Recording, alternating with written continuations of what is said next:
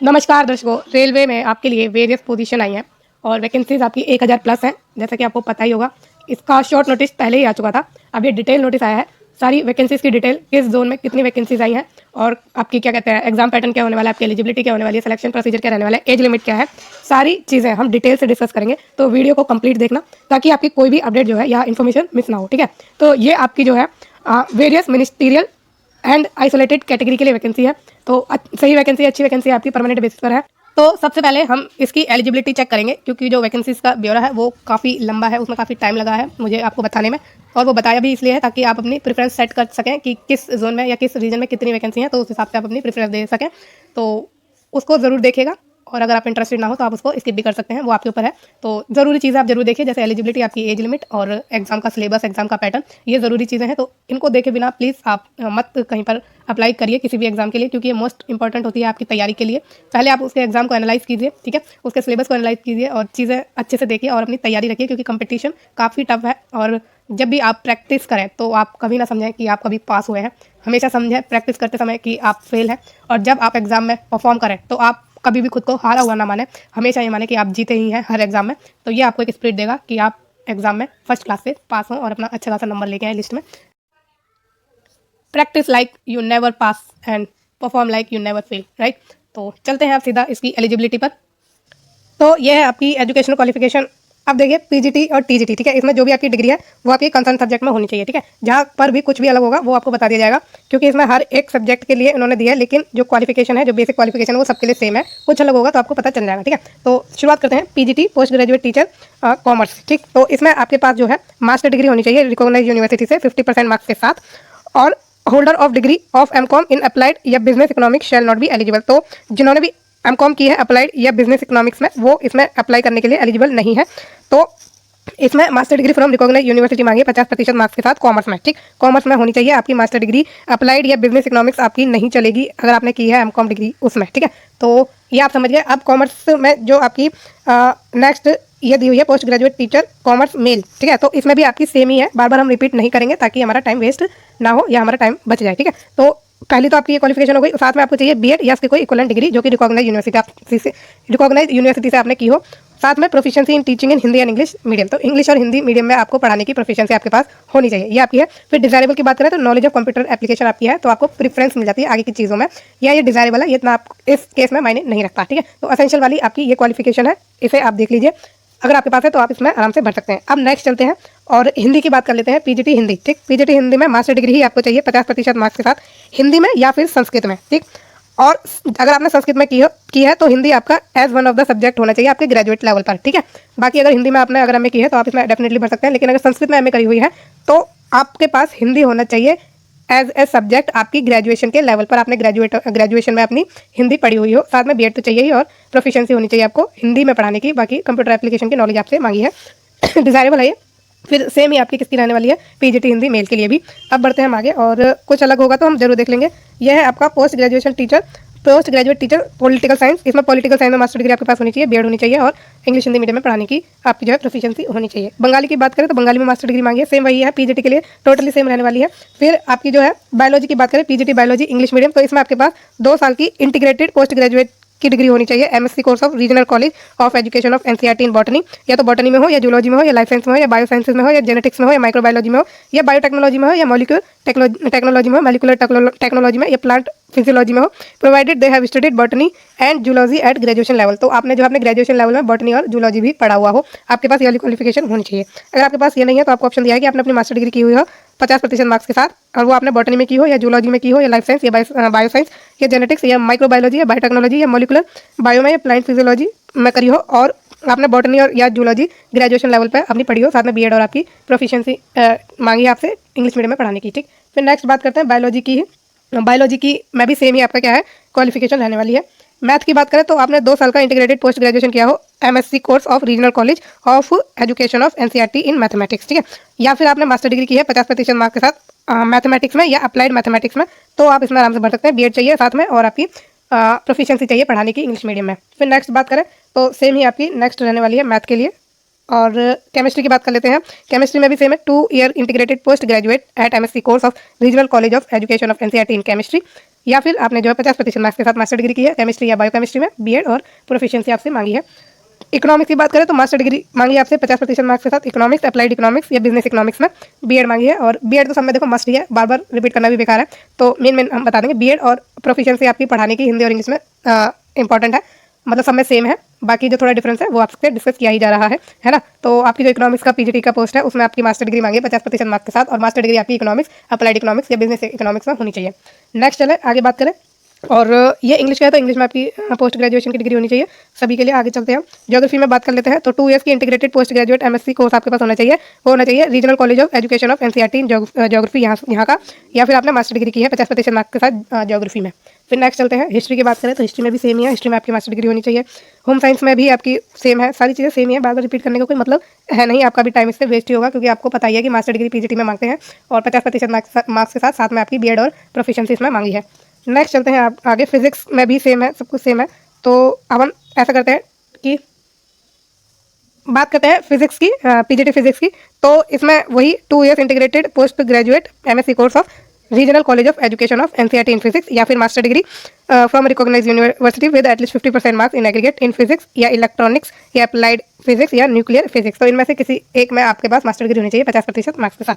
फिर आते हैं हम आगे, अब ये फिजिकल एजुकेशन में है, थोड़ा उसमें थोड़ा अलग दिया है, तो ये हम देख लेते हैं। बाकी सोशियोलॉजी में मास्टर डिग्री आपके पास होनी चाहिए 50% मार्क्स के साथ। अब फिजिकल एजुकेशन की बात करें, पीजीटी फिजिकल एजुकेशन की, तो बैचलर डिग्री आपके पास हो फिजिकल एजुकेशन में, या फिर बैचलर ऑफ फिजिकल एजुकेशन अगर आपने की है, या बैचलर ऑफ साइंस की है in health and physical education, और साथ में डिग्री ली है स्पोर्ट्स में with at least 50% marks as per national council for teacher education, तो आप इसमें अप्लाई कर सकते हैं। अगर आपके पास ये वाली क्वालिफिकेशन नहीं है तो आपने 50% मार्क्स के साथ बीपीईडी की है, डिग्री ली है, या बीपी इंटीग्रेटेड 4 ईयर की डिग्री ली है, professional degree in accordance with the national council of teacher education, तो भी आप इसमें अप्लाई कर सकते हैं। और अगर आपके पास ये वाली क्वालिफिकेशन नहीं है तो आपने बीपी ऐड किया है विद एटलीस्ट 55% मार्क्स, या फिर बीपीई कोर्स किया है या कोई इक्विवेलेंट कोर्स किया है 3 साल का ड्यूरेशन का, जिसमें आपके 50% मार्क्स रहे हैं, जो कि इन अकॉर्डेंस विद है national council for teacher education के, तो आप इसमें अप्लाई कर सकते हैं। ठीक है, साथ में आपसे एमपी एड मांगी है 2 साल की एटलीस्ट, है ना, 2 साल की एटलीस्ट होनी चाहिए, जो कि किसी भी national council for teacher education recognise institution से आपने की हुई हो। और क्वालिफिकेशन जो ये है रिलैक्सेबल है at the description of the competent authority, आपकी ये क्वालिफिकेशन रिलैक्स की जा सकती है जैसा कॉम्पिटेंट अथॉरिटी समझे उस अनुसार। ठीक है, for reason to be recorded in writing in case of candidate otherwise well qualified. फिर नेक्स्ट आता है कंप्यूटर साइंस की बात करें तो पीजीटी कंप्यूटर साइंस के लिए आपको चाहिए 50% marks in any of the following, तो इनमें से किसी एक में आपके पास 50% मार्क्स होने चाहिए आपकी किसी एक डिग्री में। बी या बीटेक की है आपने कंप्यूटर साइंस या आईटी में, उसके साथ पोस्ट ग्रेजुएट डिप्लोमा लिया है इन कंप्यूटर एप्लीकेशन, या फिर बी या सी सर्टिफिकेट ले रखा है, मतलब बी लेवल या सी लेवल का सर्टिफिकेट या डिप्लोमा ले रखा है जो कि नाइलेट द्वारा कराया जाता है, तो आप इसमें आराम से अप्लाई कर सकते हैं।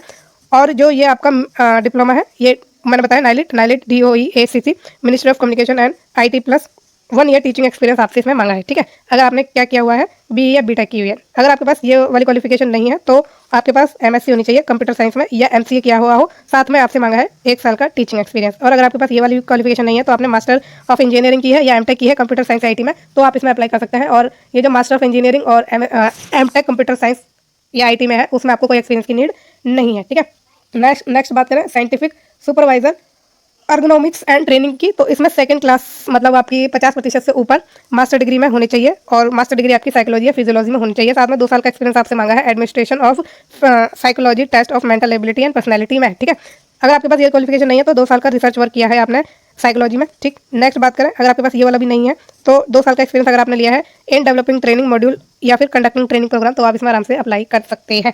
ठीक, तो पहली वाली तो आपके पास होनी चाहिए डिग्री, साथ में एक्सपीरियंस का ऑप्शन इन्होंने आपको दिया है कि 2 साल का एक्सपीरियंस आपने अगर साइकोलॉजी में लिया है, या फिर 2 साल का एक्सपीरियंस आपने डेवलपिंग ट्रेनिंग मॉड्यूल या कंडक्टिंग ट्रेनिंग प्रोग्राम लिया है, तो आप इसमें आराम से भर सकते हैं। और specialisation in industrial psychology, economics, counselling with knowledge of statistics and computers, ये आपकी डिजायरेबल है। ठीक, फिर ड्राइंग की बात करें, TGT ड्राइंग की इंग्लिश मीडियम की, तो आपसे मांगी है MA degree in drawing and painting या fine art from recognised university. अगर आपके पास ये नहीं है तो BA आपके पास होनी चाहिए इन आर्ट्स एंड आर्ट्स एजुकेशन।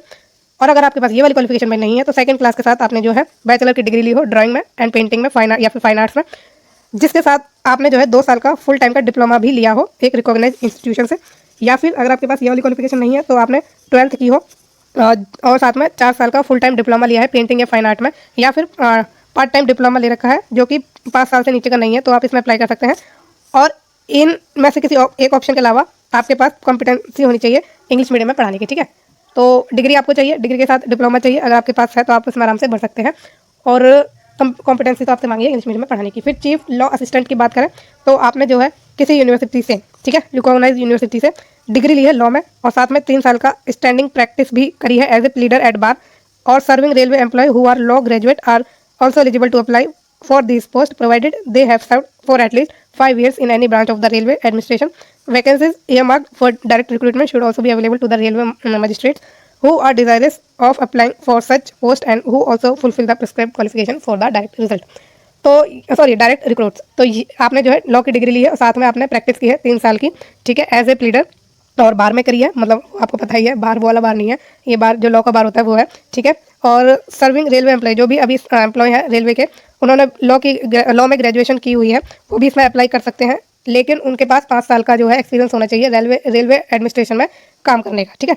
और आगे बात करते हैं तो जो भी इन्होंने वो करी है, क्या कहते हैं, वैकेंसीज ईएमआर, तो जो रेलवे के मजिस्ट्रेट हैं वो भी इसमें अप्लाई कर सकते हैं, लेकिन उनके पास जो है ये जो प्रिस्क्राइब क्वालिफिकेशन है वो होनी चाहिए। अब पब्लिक प्रोसिक्यूटर पोस्ट की बात करें तो आपने अगर ग्रेजुएशन की है with bachelor degree in law recognise university में, और साथ में आपने 5 साल का एक्सपीरियंस लिया है एज एन एडवोकेट एट बार, तो आप इसमें अप्लाई कर सकते हैं। फिर है physical training instructor English medium की पोस्ट, इसमें आपने अगर ग्रेजुएट की डिग्री ली हुई है with bachelors in physical education या कोई इक्विवेलेंट डिग्री ली है तो आप इसमें आराम से अप्लाई कर सकते हैं। आपकी कॉम्पिटेंसी भी होनी चाहिए in imparting physical education in English medium, ठीक है। फिर टीजीटी की बात करें आर्ट्स की, अब टीजीटी में आपको पता है ऑलमोस्ट सभी सब्जेक्ट के लिए सेम ही क्वालिफिकेशन होंगी, जहाँ भी कोई थोड़ा बहुत अंतर होगा वहाँ हम डिस्कस कर लेंगे, है ना। तो टीजीटी बंगाली मीडियम के लिए आर्ट्स में, ठीक है, टीजीटी आर्ट्स बंगाली मीडियम में आपको क्या क्वालिफिकेशन चाहिए वो हम देख लेते हैं। आपके पास जो है ग्रेजुएशन होनी चाहिए इन आर्ट्स और साथ में 2 साल का डिप्लोमा होना चाहिए एलिमेंट्री एजुकेशन का, ठीक है। और या अगर आपके पास ये वाली क्वालिफिकेशन नहीं है तो आपके पास एटलीस्ट 50% मार्क्स होने चाहिए इधर इन ग्रेजुएशन इन आर्ट्स या फिर post graduation in arts and BEd, समझ गए आप। नेक्स्ट बात करें, अगर आपके पास ये वाली क्वालिफिकेशन नहीं है तो आपने अपनी ग्रेजुएशन की हो 45% मार्क्स के साथ और 1 साल की बैचलर इन एजुकेशन यानी बीएड की हो in accordance with the NCT, ठीक। और अगर ये भी नहीं है, इसका भी ऑप्शन है कि आपने 12th पास किया हुआ हो या कोई इक्विवेलेंट जिसमें आपके 50% मार्क्स हो और साथ में 4 year bachelor of elementary education BElEd की हुई हो। फिर इसके अलावा आपके पास क्या ऑप्शन है कि आपने किया हो 12th या कोई इक्विवेलेंट और साथ में 50% मार्क्स हो आपके 12th में, उसके साथ चाहिए 4 साल की बीए या बीएससी एड या फिर बीए एड या बीएससी एड, ठीक है। तो ये आपके पास हो। फिर इसके अलावा एक और ऑप्शन है कि ग्रेजुएशन आपने किया हो आर्ट्स में जिसमें आपके 50% मार्क्स हो और साथ में 1 साल का आपने बीएड स्पेशल एजुकेशन किया हुआ हो, और या फिर आपने पोस्ट ग्रेजुएशन किया है आर्ट्स में जिसमें आपके 55% मार्क्स है, कोई इक्वलेंट ग्रेड है, और साथ में 3 साल का इंटीग्रेटेड बीएड या एमएड आपने की हो। अब इन तीनों के अलावा ये जो आपकी सारी क्वालिफिकेशन है इनमें से कोई एक तो आपके पास होनी ही चाहिए, ठीक। और साथ में आपको क्या चाहिए, साथ में आपको चाहिए pass in teacher eligibility test, TET आपने किया हुआ हो, सी टेट या TET, to be conducted by the appropriate government in accordance with the guidelines framed by the NCTE for the purpose, ठीक है। तो समझ गया आपने सी टेट या टेट आपके पास होना चाहिए आपका TGT Bengali medium, TGT arts Bengali medium में अप्लाई करने के लिए, प्रोवाइडेड दैट, अब इसमें एक शर्त दी है कि minimum percentage of marks in graduation shall not be applicable to those incumbents who had already taken admission to the bachelor of education और बैचलर ऑफ एलिमेंट्री एजुकेशन या फिर equivalent course prior to 9 December 2013। तो जिन्होंने अपनी जो graduation है 9 December 2013 से पहले की है, ठीक है, बी एड भी की हुई है 9 दिसंबर 2013 से पहले, तो उनको कोई मिनिमम क्वालिफिकेशन की नीड नहीं है। साथ में आपसे मांगा है competency in teaching in Bengali medium. अब रिलैक्सेशन की बात यहाँ कर रहे हैं कि 5% आपको दिया जाएगा इन एजुकेशनल क्वालिफाइंग मार्क्स, ठीक है, shall be allowed to the candidate belonging to reserve category such as SC ST OBC और पीडब्ल्यूडी कैटेगरी। तो एजुकेशनल क्वालिफाइंग मार्क्स में आपको 5% का रिलैक्सेशन मिल जाएगा कैटेगरीज को। नेक्स्ट चले और बात करें आपकी टीजीटी आर्ट्स इंग्लिश मीडियम की, तो इसमें आपका सेम ही सारी क्वालिफिकेशन है, इनमें से कोई एक आपके पास होनी चाहिए, इनमें से कोई एक आपके पास होनी ही चाहिए, और साथ में जो है आपके पास ये बी वाला भी होना चाहिए और ये सी वाला भी होना चाहिए। मैंने आपको ऊपर बता ही दिया है, बार बार रिपीट करेंगे तो उससे वीडियो लंबा हो जाएगा। तो एक ही क्वालिफिकेशन है सबके लिए, ठीक है, टीजीटी के लिए। अब बायोलॉजी की बात करें इंग्लिश मीडियम में, तो वही आपकी ग्रेजुएशन मतलब कंसर्न सब्जेक्ट में आपने ग्रेजुएशन अपनी डिग्री ली हुई हो, साथ में आपसे बीएड मांगा है और सीटेट भी आपसे मांगा है, ठीक है। तो ये चीज़ें हो गई, टेट या सीएट जो भी आपके पास होना चाहिए। फिर नेक्स्ट चले आगे, तो ये इंग्लिश का है, इंग्लिश में आपकी होनी चाहिए सारी चीज़ें, है ना। तो अब चलते हैं थोड़ा और आगे और जानते हैं कुछ अलग है। तो अब टीजीटी साइंस में जो है ना आपका थोड़ा अलग सब्जेक्ट होंगे, कौन कौन सा है कॉम्बिनेशन वो हम देख लेते हैं, वो इंपॉर्टेंट है। टीजीटी मैथ एंड साइंस, तो इसमें आपने ग्रेजुएशन की है in math along with botany and zoology, ठीक, ग्रेजुएशन आपने की है इन मैथ में, साथ में आपने बॉटनी और जूलॉजी भी लिया हुआ है या केमिस्ट्री एंड फिजिक्स ली हुई है, और 2 साल का आपने डीएलएड किया है डिप्लोमा इन एलिमेंट्री एजुकेशन, तो आप इसमें अप्लाई कर सकते हैं। नहीं तो आपके पास होना चाहिए एटलीस्ट 50% आपके marks in graduation in math along with botany and zoology या केमिस्ट्री एंड फिजिक्स, ठीक है, या तो बॉटनी और जूलॉजी साथ में, या इसका ऑप्शन एक है केमिस्ट्री और फिजिक्स, ठीक है। तो मैथ के साथ आपने बॉटनी और जूलॉजी या फिर केमिस्ट्री और फिजिक्स की हुई है और ग्रेजुएशन में आपके 50% मार्क्स है। फिर पोस्ट ग्रेजुएशन की है आपने मैथ में, इसके एक ऑप्शन और है कि आपने पोस्ट ग्रेजुएशन की है मैथ में अलॉन्ग विद बॉटनी या जूलॉजी या फिजिक्स या केमिस्ट्री और साथ में आपने बीएड की है, तो आप इसमें भर सकते हैं। सॉरी। फिर नेक्स्ट है इसके अलावा एक ऑप्शन और है कि ग्रेजुएशन आपने की है मैथ में और उसके साथ बॉटनी ली है या जूलॉजी या फिर केमिस्ट्री या फिजिक्स आपने की है जिसमें आपके 45% मार्क्स रहे हैं और साथ में 1 साल का आपने बीएड किया हुआ है, तो आप इसमें अप्लाई कर सकते हैं। या आपने अपनी 12th की है या कोई इक्वलेंट सर्टिफिकेट लिया है उसमें आपके 50% मार्क्स हैं और उसके साथ जो है 4 साल का बैचलर ऑफ एलिमेंट्री बीएलएड आपने किया है। या फिर आपने 12th की है कोई इक्वलेंट या फिर कोई इक्वलेंट किया है 12th के और उसमें आपके 50% मार्क्स हैं और साथ में 4 साल का बीए या बीएससी एड या फिर बीए एड या बीएससी एड आपने किया है। या फिर ग्रेजुएशन आपने की है मैथ में और उसके साथ जो है बॉटनी और जूलॉजी लिया है या फिर केमिस्ट्री और फिजिक्स लिया है और उसमें आपके 50% मार्क्स है, साथ में आपने 1 साल का जो है बीएड की है स्पेशल एजुकेशन में, तो आप इसमें फॉर्म भर सकते हैं। और या फिर आपने पोस्ट ग्रेजुएशन की है मैथ में और उसके साथ बॉटनी या जूलॉजी या फिजिक्स या केमिस्ट्री इनमें से कोई एक सब्जेक्ट किया है, तो आप इसमें भर सकते हैं और उसमें आपके 55% मार्क्स होने चाहिए या कोई इक्वलेंट ग्रेड होना चाहिए और साथ में 3 साल का इंटीग्रेटेड बीएड या एमएड आपने की हो और टेट आपसे मांगा है कंपल्सरीली। ठीक है, तो ये चीज़ें हैं इसमें। बाकी रिलैक्सेशन मिल जाएगा 5% का कैटेगरी वालों को मार्क्स में, एजुकेशनल क्वालिफाइंग मार्क्स में। ठीक है, अब चलते हैं आगे। तो जैसा कि मैंने बताया जहाँ भी सब्जेक्ट में थोड़ा भी होगा ना कि 1-2 सब्जेक्ट ज़्यादा उन्होंने मांगे हैं या कोई चेंज है सब्जेक्ट में, जैसे मैथ में होता है, अप्लाइड मैथ का होता है, ठीक है, इकोनॉमिक्स भी उन्होंने जोड़ लेते हैं, तो जहाँ भी कहीं होगा वहाँ डिस्कस कर लेंगे, छोड़ेंगे नहीं, क्योंकि वो ज़्यादा ज़रूरी होता है अप्लाई करने के लिए कि आप अप्लाई कर सकते हैं नहीं, कॉम्बिनेशन सब्जेक्ट के क्या बैठ रहे हैं वो ज़रूरी है, तो वो हम जरूर देखेंगे। अब आए हैं हम यहाँ पर म्यूजिक के लिए। ठीक है, म्यूजिक में है थोड़ा अलग, अब देख लेते हैं। बी आपने की हो degree with music as one of the subject from a recognised university, तो आपने ग्रेजुएशन की है अपनी और म्यूजिक आपका एक सब्जेक्ट है उसमें, तो आप इसमें भर सकते हैं। या फिर आपने 12th की है कोई इक्वलेंट इसके 12th की किया है और जो है उसमें जो है इनमें से कोई एक चीज़ आपने की है। अब देख लेते हैं क्या इन्होंने लिस्ट दिया है।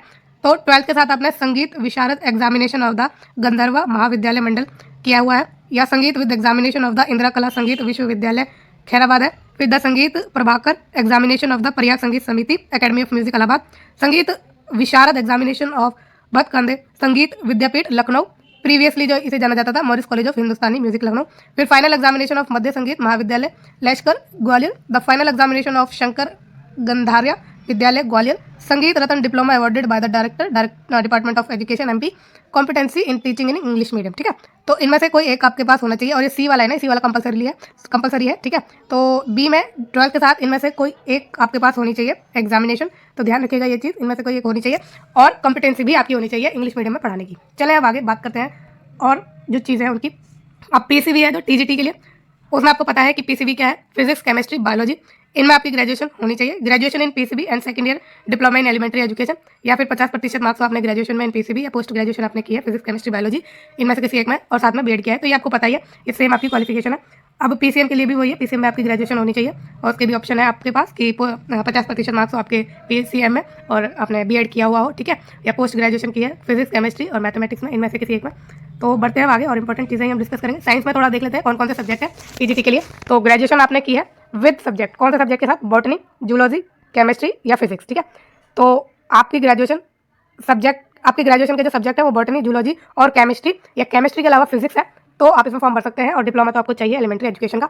या फिर आपने 50% मार्क्स लिए हैं आपकी ग्रेजुएशन में, जिसमें आप ग्रेजुएशन में आपके सब्जेक्ट रहे हैं बॉटनी जूलॉजी केमिस्ट्री या फिर फिजिक्स। ठीक है, और या फिर पोस्ट ग्रेजुएशन आपने की है बॉटनी में या जूलॉजी या फिजिक्स में या केमिस्ट्री में से, इनमें से किसी एक सब्जेक्ट में, तो आप इसमें फॉर्म भर सकते हैं और साथ में आपको बीएड चाहिए, बीएड तो चाहिए ही चाहिए, ये ध्यान रखिएगा। या फिर आपने ग्रेजुएशन की है वो सेम सब्जेक्ट में से, मतलब बॉटनी जूलॉजी और केमिस्ट्री या फिजिक्स में से, और उसमें आपके 45% मार्क्स है, साथ में आपने जो है 1 साल का बीएड किया है, या फिर 12th किया आपने या कोई इक्वलेंट किया है जिसमें आपको 50% मार्क्स है और 4 साल का बैचलर ऑफ एलिमेंट्री एजुकेशन किया है, या फिर आपने 12th किया है जिसमें आपको 50% मार्क्स है और 4 साल की बीए बीएससी एड या बीएड या फिर बीएससी एड किया है, या फिर ग्रेजुएशन आपने की है विद सब्जेक्ट बॉटनी जूलॉजी और केमिस्ट्री या फिर फिजिक्स में और उसमें आपके 50% मार्क्स है और साथ में 1 साल का बीएड स्पेशल एजुकेशन आपने किया हुआ है, और या फिर आपने पोस्ट ग्रेजुएशन की है बॉटनी में या फिर जूलॉजी में या फिजिक्स में या केमिस्ट्री में, तो आप इसमें फॉर्म भर सकते हैं जिसमें और उसमें आपके 55% मार्क्स होने चाहिए या कोई इक्विवेलेंट ग्रेड होना चाहिए, साथ में 3 साल की जो इंटीग्रेटेड बीएड या एमएड होनी चाहिए। फिर आपने टेट किया हुआ हो और कॉम्पिटेंसी हो आपकी पढ़ाने की हिंदी और इंग्लिश मीडियम में। ठीक है, रिलैक्सेशन आपको मिल जाएगा आपका एजुकेशन क्वालिफिकेशन का। अभी फिजिकल ट्रेनिंग इंस्ट्रक्टर है इंग्लिश मीडियम, तो सेम आपकी है, मैंने बता दिया ऊपर इसकी क्वालिफिकेशन, फिर भी एक बार रिपीट कर लेते हैं। तो graduate with bachelors in physical education BPEd या कोई इक्विवेलेंट, और कॉम्पिटेंसी आपकी होनी चाहिए imparting physical education in English medium में। ठीक है, फिर कंप्यूटर साइंस की बात कर लेते हैं। इसमें आपको क्या क्वालिफिकेशन चाहिए टीजीटी कंप्यूटर साइंस के लिए, एटलीस्ट 50% मार्क्स हो आपके इनमें से किसी एक में, ठीक है, वो है बैचलर डिग्री इन कंप्यूटर एप्लीकेशन बीसीए में, ठीक है, बीसीए में आपने 50% मार्क्स लिया है, या फिर graduate in computer science from recognised university, computer science में आप ग्रेजुएट हैं तो उसमें आपके 50% मार्क्स होने चाहिए। आपने बीटेक की है कंप्यूटर साइंस इन्फॉर्मेशन टेक्नोलॉजी में, उसमें आपके 50% मार्क्स होने चाहिए, या फिर ग्रेजुएशन आपने की है एंड ए लेवल का कोर्स किया है फ्रॉम DOE-ACC नाइलेट से ही मान लीजिए, तो आप इसमें फॉर्म भर सकते हैं और 50% मार्क्स उसमें होने आपके ज़रूरी है, ठीक है। तो ध्यान रखिएगा कि जो आपका कंप्यूटर साइंस का सब्जेक्ट है TGT का, उसमें अगर आपने किसी भी सब्जेक्ट में अपनी ग्रेजुएशन की है, no matter what stream you have chosen, पर किसी भी स्ट्रीम में अगर आपने की है और साथ में ए लेवल का कोर्स किया हुआ है कंप्यूटर का, तो आप इसमें अप्लाई कर सकते हैं, ठीक है। ये आप समझ गए होंगे अच्छे से। सोशल साइंस की बात कर लेते हैं, इसमें सब्जेक्ट आपके कॉम्बिनेशन थोड़ा अलग अलग होता है, तो ये हम थोड़ा देख लेते हैं, ठीक है। तो आपने ग्रेजुएशन की है with subject in any two of the following, तो आपने अगर अपनी ग्रेजुएशन की है इनमें से किसी 2 सब्जेक्ट के साथ, तो देखते हैं कौन कौन से ये सब्जेक्ट है। अगर आपने हिस्ट्री में की है graduation, geography, economics, political science, इनमें से किसी 2 सब्जेक्ट के साथ आपने अपनी ग्रेजुएशन की है और इनमें से एक जो है हिस्ट्री होना चाहिए या ज्योग्राफी होना चाहिए, ठीक है, मतलब हिस्ट्री तो होना चाहिए या फिर ज्योग्राफी होना चाहिए, उसके साथ कोई और सब्जेक्ट रहा है आपका इकोनॉमिक्स या पॉलिटिकल, तो आप इसमें फॉर्म भर सकते हैं। साथ में आपका 2 साल का डिप्लोमा होना चाहिए एलिमेंट्री एजुकेशन का।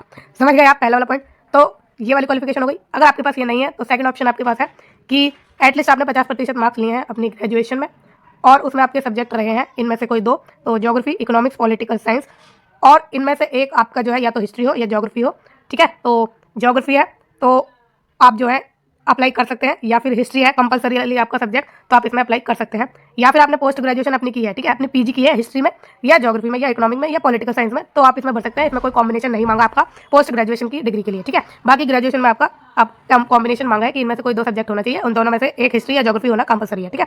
तो साथ में बीएड भी आपको चाहिए।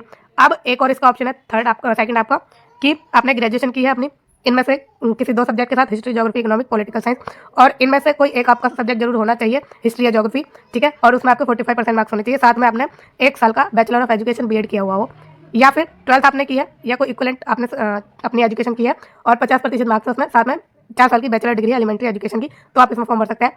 और या फिर आपने 12th की है और उसमें आपके 50% मार्क्स है, साथ में 4 साल की BA एड की है या BSc एड की है, तो आप इसमें फॉर्म भर सकते हैं। फिर या फिर आपने जो है ग्रेजुएशन की है with subject in any 2 of the following, तो इनमें से कोई 2 सब्जेक्ट के साथ आपने अपनी ग्रेजुएशन की है, तो आप इसमें फॉर्म भर सकते हैं। आप सब्जेक्ट है आपके history, geography, economics and political science, और इन सब्जेक्ट में से एक आपका कंपलसरी होना चाहिए हिस्ट्री या फिर ज्योग्राफी, और 50% मार्क्स आपके होने चाहिए। 1 साल की बीएड आपसे मांगी है स्पेशल एजुकेशन में, ठीक है। या फिर पोस्ट ग्रेजुएशन आपने की है हिस्ट्री में, ज्योग्राफी में, इकोनॉमिक में या पॉलिटिकल साइंस में, इनमें से किसी एक सब्जेक्ट में आपने अपनी पीजी की है, पोस्ट ग्रेजुएशन की है और उसमें आपके 55% मार्क्स है, तो आप इसमें फॉर्म भर सकते हैं। साथ में आपकी 3 साल की इंटीग्रेटेड बीएड या एमएड होनी चाहिए, ठीक है। फिर टेट आपसे मांगा है, बाकी रिलैक्सेशन उनका एजुकेशनल क्वालिफाइंग मार्क्स का 5% का मिल जाएगा कैटेगरीज को। सोशल साइंस का आप पूरे सब्जेक्ट समझ गए होंगे कि क्या है, सेम ही आपके सब्जेक्ट का कॉम्बिनेशन इसमें है और सेम आपकी क्वालिफिकेशन आपकी जो टीजीटी सोशल साइंस फीमेल है उसमें सेम है, ठीक है। अब चलते हैं होम साइंस की तरफ। होम साइंस में आपसे क्या मांगा है, टीजीटी होम साइंस के लिए फीमेल के लिए जो है ग्रेजुएशन आपके पास होनी चाहिए फ्रॉम अ रिकॉग्नाइज्ड यूनिवर्सिटी और डिप्लोमा होना चाहिए आपके पास होम साइंस का, ठीक है। ग्रेजुएशन किसी भी सब्जेक्ट में, साथ में डिप्लोमा होना चाहिए होम साइंस का, या फिर आपने बीएससी की है होम साइंस में with degree diploma in training education, ठीक है। तो बीएससी की है आपने होम साइंस में, साथ में डिग्री या डिप्लोमा लिया है ट्रेनिंग में या एजुकेशन में, तो आप इसमें फॉर्म भर सकते हैं। अब नेक्स्ट बात करें, हिंदी की बात आ गई है यहाँ पर, टीजीटी हिंदी फीमेल के लिए ये जो आपकी पोस्ट है, इसमें सेम ही क्वालिफिकेशन है आपकी, कुछ अलग नहीं है। अब देख लेते हैं अगर कुछ अलग है तो ग्रेजुएशन हो आपकी हिंदी में, साथ में 2 साल का एलिमेंट्री एजुकेशन सेम है, 50% मार्क्स ग्रेजुएशन में हिंदी में, और पोस्ट ग्रेजुएशन में है अगर आपकी पोस्ट ग्रेजुएशन है हिंदी में और साथ में बीएड है, तो आप इसमें फॉर्म भर सकते हैं। तो इसमें सेम है क्वालिफिकेशन, कुछ चेंज नहीं है। सब्जेक्ट जो है अलग अलग होंगे टीजीटी के, जो भी सब्जेक्ट की निकली उसी सब्जेक्ट में आपकी डिग्री होनी चाहिए ना। तो अभी आ गई है टीजीटी क्राफ्ट इंग्लिश मीडियम, इसकी देख लेते हैं। तो इसके लिए आपको क्वालिफिकेशन चाहिए 12th higher secondary from recognise university abroad, साथ में 2 साल का diploma certificate of training in the trade concern from ITI और एनी अदर रिकॉग्नाइज्ड इंस्टीट्यूट, ठीक है। तो 2 साल का डिप्लोमा चाहिए आपको, डिप्लोमा सर्टिफिकेट ऑफ ट्रेनिंग, और कंसर्न ट्रेड में आपका होना चाहिए, जैसे क्राफ्ट का है इसमें, और कॉम्पिटेंसी आपकी टीचिंग की होनी चाहिए, इंग्लिश मीडियम में पढ़ाने की, है ना। प्रीफरेबल क्या है इसमें, 2 साल का प्रोफेशनल एक्सपीरियंस है अगर आपके पास इन एनी गवर्नमेंट इंस्टीट्यूशन या ए कंसर्न ऑफ रेप्यूट, तो इसमें आपको प्रीफरेंस दी जाएगी। असमीज टीजीटी असमीज की बात करें तो सेम है आपका सारी क्वालिफिकेशन, ठीक है। हिस्ट्री में भी सेम ही आपकी, हिस्ट्री में आपकी ग्रेजुएशन होनी चाहिए, अगर आपने एमए किया है उसमें हिस्ट्री में, तो आप इसमें आराम से भर सकते हैं। बीएड तो आपको चाहिए। फिर ये आ गई है दूसरी पोस्ट साइंटिफिक असिस्टेंट ट्रेनिंग की। अब इसके लिए क्वालिफिकेशन आपको चाहिए 2nd class master degree in psychology, तो 50% से ऊपर आपके होने चाहिए साइकोलॉजी में, ठीक है, मास्टर की डिग्री में। साथ में आपने जो है 1 साल का एक्सपीरियंस लिया है एडमिनिस्ट्रेशन ऑफ साइकोलॉजिकल टेस्ट में, तो आप इसमें फॉर्म भर सकते हैं। डिजायरेबल की बात करें तो knowledge of computer and statistics और specialisation in industrial organizational psychology, तो ये डिजायरेबल है आपका। जूनियर ट्रांसलेटर हिंदी की बात करें तो इसके लिए आपको चाहिए master degree of a recognise university और इक्वलेंट इन हिंदी और इंग्लिश विद इंग्लिश और हिंदी एज ए कंपलसरी या इलेक्टिव सब्जेक्ट और as a medium of examination at degree level. तो आपने अपनी मास्टर डिग्री की है हिंदी या इंग्लिश में, और उसके साथ हिंदी या इंग्लिश आपका एक कंपलसरी या इलेक्टिव सब्जेक्ट होना चाहिए, या फिर as a medium of examination होना चाहिए आपके डिग्री लेवल पर। ठीक है, अगर आपके पास ये क्वालिफिकेशन नहीं है तो उसका एक ऑप्शन आपको दिया गया है कि मास्टर डिग्री हो आपके पास, ठीक है, इन any subject other than Hindi या इंग्लिश। तो आपने अगर हिंदी या इंग्लिश के अलावा किसी और सब्जेक्ट में अपनी मास्टर डिग्री की है तो आपकी जो मास्टर डिग्री है हिंदी के साथ नहीं, आपकी जो मास्टर डिग्री है हिंदी या इंग्लिश मीडियम में हो और इंग्लिश या हिंदी आपका एक कंपलसरी सब्जेक्ट या फिर इलेक्टिव सब्जेक्ट रहा हो या फिर एक मीडियम रहा हो आपके एग्जामिनेशन का आपके डिग्री लेवल पर। ठीक है, समझ गए आप इसको। या फिर आपके पास अगर ये क्वालिफिकेशन नहीं है तो आपने अपनी मास्टर डिग्री एक रिकॉग्नाइज यूनिवर्सिटी से की हो in any subject other than Hindi या English with Hindi and English as a compulsory और elective subject of either of the two as medium of examination and other as a compulsory और elective subject at degree level. ठीक, अगर आपने अपनी master degree English या हिंदी के अलावा किसी और सब्जेक्ट में की है तो हिंदी और इंग्लिश आपका एक कंपलसरी या इलेक्टिव सब्जेक्ट रहा हो, इनमें से कोई एक आपका जो है मीडियम रहा हो एग्जामिनेशन का और एज ए कंपलसरी या इलेक्टिव सब्जेक्ट रहा हो आपके डिग्री लेवल पर। ठीक है, और साथ में आपको चाहिए रिकॉग्नाइज डिप्लोमा या certificate course in translation from Hindi to English and vice versa, और 2 साल का एक्सपीरियंस आपने लिया है ट्रांसलेशन वर्क का from Hindi to English and vice versa in central या government state office including government of India undertaking. ठीक है, या तो आपने कोर्स किया हो ट्रांसलेशन का, ठीक है, और या फिर आपने 2 साल का एक्सपीरियंस लिया हो किसी गवर्नमेंट की बॉडी में, तो आप इसमें अप्लाई कर सकते हैं। आप सीनियर पब्लिसिटी इंस्पेक्टर की बात करें तो इसमें आपको चाहिए डिग्री फ्रॉम रिकॉग्नाइज यूनिवर्सिटी और साथ में डिप्लोमा चाहिए इन पब्लिक रिलेशन या एडवर्टाइजिंग में या जर्नलिज्म में या फिर मास कम्युनिकेशन में, और वो रिकॉग्नाइज इंस्टीट्यूट या यूनिवर्सिटी से होना चाहिए। डिजायरेबल है इसमें एक्सपीरियंस आपका 2 साल का रिलेटेड फील्ड में। नेक्स्ट बात करें स्टाफ एंड वेलफेयर इंस्पेक्टर की, तो ग्रेजुएशन अगर आपने की है plus any one of the following qualification. ठीक है, ग्रेजुएशन के साथ अगर आपने डिप्लोमा लिया है इन लेबर या सोशल वेलफेयर या फिर डिप्लोमा इन लेबर लॉज या एलएलबी आपने किया है with paper in labour laws, PG diploma किया है इन पर्सनल मैनेजमेंट, एमबीए किया है with paper in personal management awarded by an institution by government of India, MBA किया है या HR awarded by an institution recognised by government of India, PG diploma किया है in human resource management provided that its curriculum includes relevant paper in personal management awarded by an institution recognised by the government of India. तो आपने अपनी graduation की है और graduation में इनमें से कोई एक चीज़ आपने कोई एक क्वालिफिकेशन आपने ली है अपनी ग्रेजुएशन के साथ, तो आप इसमें फॉर्म भर सकते हैं। और जो भी आपकी क्वालिफिकेशन है, ठीक है, जैसे आपने एमबीए एचआर किया है तो वो आपका रिकॉग्नाइज्ड होना चाहिए, और ये आपने पीजी डिप्लोमा किया है ह्यूमन रिसोर्स में तो उसमें आपका पर्सनल मैनेजमेंट एक पेपर जरूर होना चाहिए। ठीक है, तो ये चीज़ें ध्यान रखिएगा। लाइब्रेरियन की बात करें तो इसमें आपको बैचलर ऑफ लाइब्रेरी साइंस 4 साल का कोर्स होना चाहिए, या फिर ग्रेजुएशन आपने की है with professional qualification of diploma in librarianship. ठीक, नेक्स्ट बात करें म्यूजिक टीचर की, तो बीए डिग्री आपको चाहिए म्यूजिक में as one of the subject from recognised university. ठीक, या फिर आपने 12th की है या इक्वलेंट एग्जामिनेशन कोई पास किया है, और इनमें से कोई एक आपके पास जरूर होना चाहिए, वही जो मैंने आपको ऊपर बताया, संगीत वार्षिक एग्जामिनेशन ऑफ गंधर्व महाविद्यालय मंडल, संगीत विद एग्जामिनेशन ऑफ इंदिरा कला संगीत विश्वविद्यालय खैराबाद, तो ये मैंने आपको ऊपर बता दिया है, वही सेम है आपका ही। ठीक, फिर नेक्स्ट बात करें प्राइमरी रेलवे टीचर की, तो इसमें आपने 12th की है या कोई इक्वलेंट चीज़ किया है, क्वालिफिकेशन की है जिसमें आपके 50% मार्क्स है, साथ में 2 साल का डिप्लोमा लिया है एलिमेंट्री एजुकेशन का, तो आप इसमें भर सकते हैं। या फिर आपने 12th की है उसमें आपके 45% मार्क्स है और 2 साल का डिप्लोमा लिया है एलिमेंट्री एजुकेशन में, तो आप भर सकते हैं। या फिर 12th की है आपने 50% मार्क्स के साथ, जिसमें आपके 50% मार्क्स के साथ और साथ में 4 साल की bachelor of elementary education BElEd की है। या फिर 12th की है आपने 50% मार्क्स के साथ और 2 साल का डिप्लोमा लिया है इन एजुकेशन स्पेशल एजुकेशन में। या फिर ग्रेजुएशन की है और साथ में 2 साल का आपने एलिमेंट्री एजुकेशन का डिप्लोमा लिया है, या ग्रेजुएशन की है 50% मार्क्स के साथ और आपने बीएड किया हुआ है, या फिर पोस्ट ग्रेजुएशन की है विद मिनिमम 55% मार्क्स या कोई इक्वलेंट ग्रेड और साथ में 3 साल की इंटीग्रेटेड बीएड या एमएड की है, साथ में आपको इसमें टेट भी चाहिए। ठीक, और 5% का एजुकेशनल क्वालिफिकेशन का आपको क्वालिफाइंग मार्क्स का आपको रिलैक्सेशन मिल जाएगा। फिर प्राइमरी टीचर इंग्लिश के लिए भी आपकी सेम ही क्वालिफिकेशन है। नेक्स्ट चलते हैं, और मैथ के लिए भी आपकी सेम ही रहने वाली है। ठीक है, तो प्राइमरी टीचर साइंस के लिए भी आपकी सेम है, कुछ डिफरेंस नहीं है। अब थोड़ा देख लेते हैं अगर कुछ है तो, ओके, कुछ भी इसमें डिफरेंस नहीं है। ठीक है, तो असिस्टेंट टीचर जूनियर स्कूल के लिए फीमेल की जो पोस्ट है उसमें भी ऑलमोस्ट आपका सारा का सारा सेम क्वालिफिकेशन है। ओके, टेट आपको चाहिए, pass in teacher eligibility test. ठीक, और बाकी 5% का रिलैक्सेशन मिलेगा एजुकेशन क्वालिफिकेशन में। बंगाली के लिए भी सेम है, प्राइमरी टीचर ऑलमोस्ट सारी सेम है क्योंकि इन्होंने सारा एलोबरेट किया है कुछ ज़्यादा ही। फिर लेबोरेटरी असिस्टेंट की बात कर लेते हैं स्कूल की, तो 12th आपने किया है या कोई इक्वलेंट एग्जामिनेशन किया है साइंस में और 1 साल का एक्सपीरियंस है आपका पैथोलॉजिकल एंड बायोकेमिकल लेबोरेटरी में, तो आप इसमें फॉर्म भर सकते हैं। Lab assistant grade 3 chemist and metallurgist, इसमें 12th आपको चाहिए या इक्वलेंट कोई एग्जामिनेशन साइंस में आपने किया अपनी 12th और सब्जेक्ट आपके हो physics and chemistry as subject या कोई इक्वलेंट आपकी क्वालिफिकेशन होनी चाहिए। ठीक है, तो ये सारी आपकी होगी क्या क्वालिफिकेशन कंप्लीटली और डिटेल में हमने करी है। एक एक चीज़ को हमने समझा है कि कॉम्बिनेशन सब्जेक्ट के क्या है, बाकी चीज़ें कुछ अलग अगर कोई है तो वो भी हमने देखी है, क्योंकि पीजीटी और टीजीटी की आपको पता है जो क्वालिफिकेशन है as per there degree level same रहती है, ठीक है, और सब्जेक्ट के अकॉर्डिंग रहती है। तो हमने सारी चीज़ें इसमें डिस्कस कर ली है। बाकी अब बढ़ते हैं आगे और कुछ अदर डिटेल इसकी जो है इंपॉर्टेंट जो है वो हम देखते हैं, ठीक है। तो जो इसकी शुरुआत है आपकी अप्लाई करने की वो तो हो चुकी है, आपको पता ही है 7 जनवरी से स्टार्ट हो चुकी है। अब क्लोजिंग डेट क्या है इसकी, 6 फरवरी है, ठीक है। Date of application fee payment after closing date वो 7 फरवरी से लेकर 8 फरवरी तक आप भर सकते हैं। फिर date and time of modification window of correction for correction in the application form with payment of modification fee या आप 9 फरवरी से लेकर 18 फरवरी तक कर सकते हैं, ठीक। अब date of CBT and other stages of recruitment process shall be intimated through railway recruitment board. तो आपको वो बता दी जाएंगी जैसे जैसे चीज़ें आपकी होंगी। अब हम थोड़ा इसकी जो आपकी एग्जामिनेशन स्कीम है और सिलेबस वगैरह वो हम देख लेते हैं।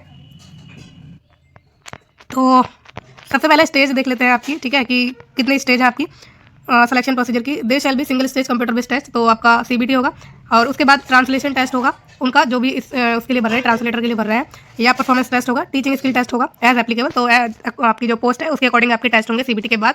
फिर बाद में आपका डॉक्यूमेंट वेरिफिकेशन होगा और फिर मेडिकल एग्जामिनेशन होगा। ये चीज़ आपकी होनी चाहिए, ठीक है, होनी चाहिए नहीं होंगी है। RRB reserve the right to conduct the CBT in single या मल्टीपल स्टेज मोड, ठीक। अब कॉल लेटर आपको मिल जाएंगे, normalization of marks, there will be normalized for all the stages of exam involving multiple session, ठीक। Short listing for various stages देख लेते हैं। RRB wise short listing of candidate for DV will be based on merit of the candidate in the CBT.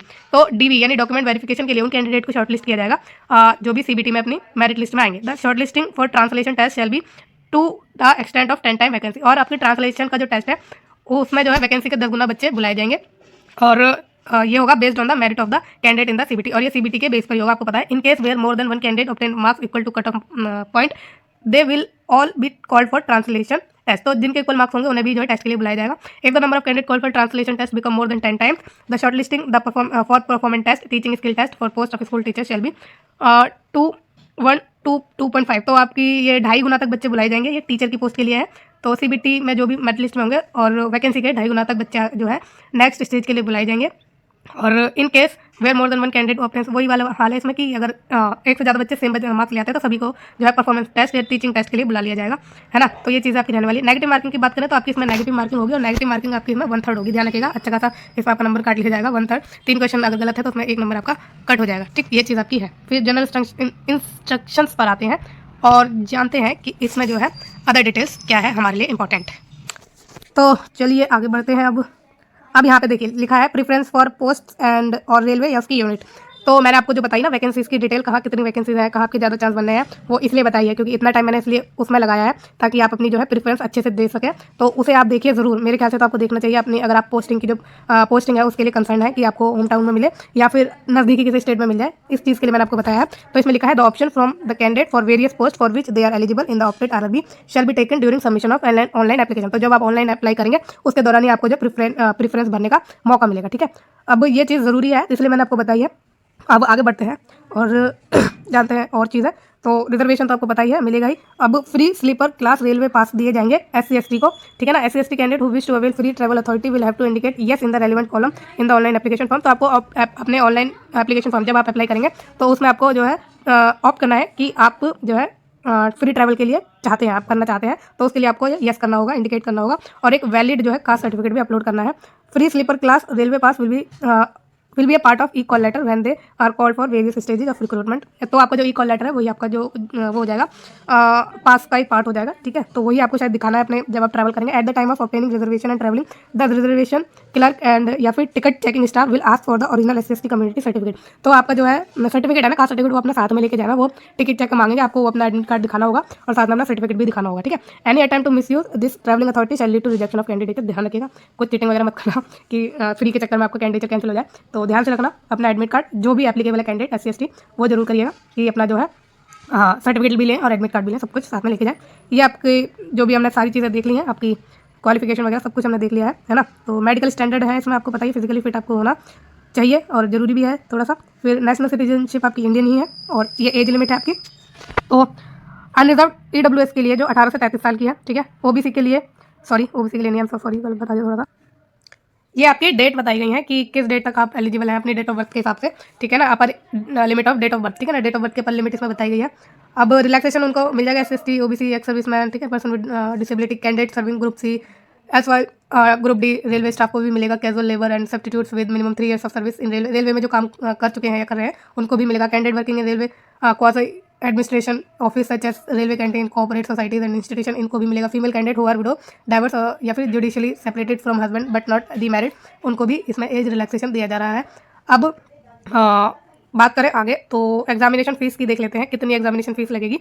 तो for all candidate except the fee concession categories mentioned below out of this fee of 500 rupees and amount of rupees 400 shall be refunded in due to course duly deducted bank charge on appearing first stage CBT। तो 500 रुपये देने हैं categories के अलावा जो भी candidate है उनको, और 500 में से 400 रुपये आपको वापस कर दिए जाएंगे जब आप CBT को अटेम्प्ट कर लेंगे, ठीक है।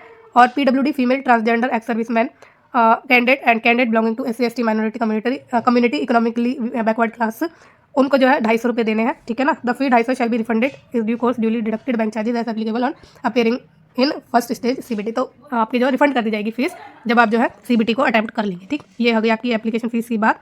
अब ये सारी चीज़ें बताई हैं कि कौन EBC है और PWD कैटेगरी के बारे में चीज़ें बताई हैं, हॉरिजॉन्टल रिजर्वेशन के बारे में चीज़ें बता रखी हैं। सीधा हम चलेंगे इसकी और इम्पोर्टेंट।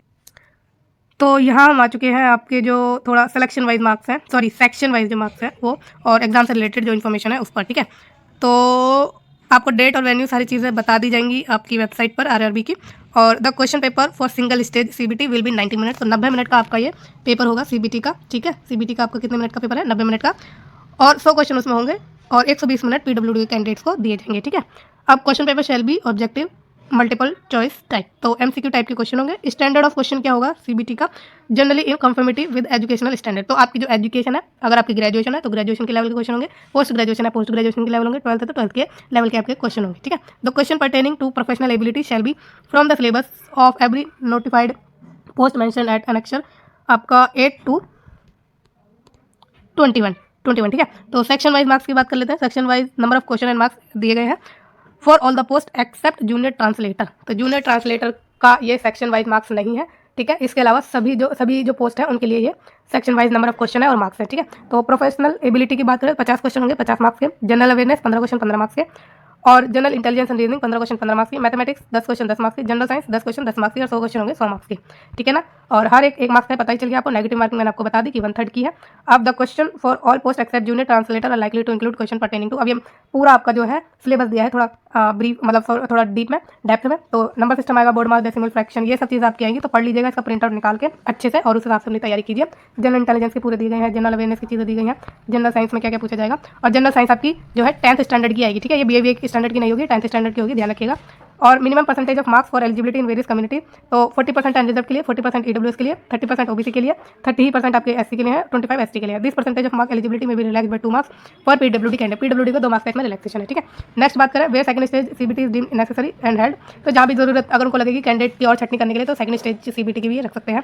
फिर आगे बात करें तो नॉर्मलाइजेशन होगा मार्क्स का इन द CBT, जब वो अलग अलग सेशन में रखेंगे तब की बात हो रही है। जूनियर ट्रांसलेशन पर आते हैं। A single stage computer based test होगा, will be conducted following by a qualifying translation test. तो आपको जो CBT होगा उसके बाद आपका ट्रांसलेशन टेस्ट होगा। The question paper shall be design to test equally both the knowledge of English language as well as knowledge of Hindi language. At least 50% of mark question will be design to test language proficiency. तो आपका 50% जो test होगा CBT का उसमें आपकी language की proficiency का test लिया जाएगा, और 20% for English and 30% for Hindi. तो इस 50% में 20% इंग्लिश के लिए है, 30% हिंदी को दिया गया है। The syllabus for the language portion of CBT is in the annexure 7। The remaining section will be design to test general knowledge. बाकी इसमें आपकी जनरल नॉलेज और अर्थमेटिक जनरल इंटेलिजेंस मतलब रीजनिंग वगैरह कंप्यूटर के टेस्ट होगा। और एक सेक्शन आपका किसके लिए? लैंग्वेज की प्रोफिशिएंसी की टेस्ट के लिए रखा है 50%।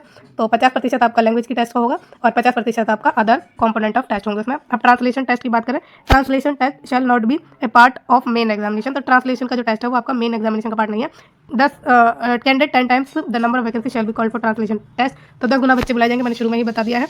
The translation test shall be only a qualifying test. तो आपका ट्रांसलेशन का जो टेस्ट है वो सिर्फ क्वालिफाइंग इन नेचर है, ठीक है, सिर्फ क्वालिफाइंग इन नेचर है। And the qualifying marks shall be 60%। तो 60% आपको मार्क्स लाने हैं ट्रांसलेशन के टेस्ट को क्वालिफाई करने के लिए, और ज़्यादा लाए तो बेहतरीन ही रहेगा। फिर merit list of junior translator will be based on the marks obtained in CBT alone. तो मेरिट लिस्ट CBT के बेस पर ही बनेगी ट्रांसलेटर के लिए। Those who do not qualify in translation test with 60% marks shall be disqualified। तो translation में 60% लाना आपका जरूरी है। परफॉर्मेंस टेस्ट, टीचिंग टेस्ट की बात करें या स्किल टेस्ट की बात करें तो apart from CBT of 100 marks as brought at para 13.8 teacher will be subjected to performance test and teachers teaching skill test.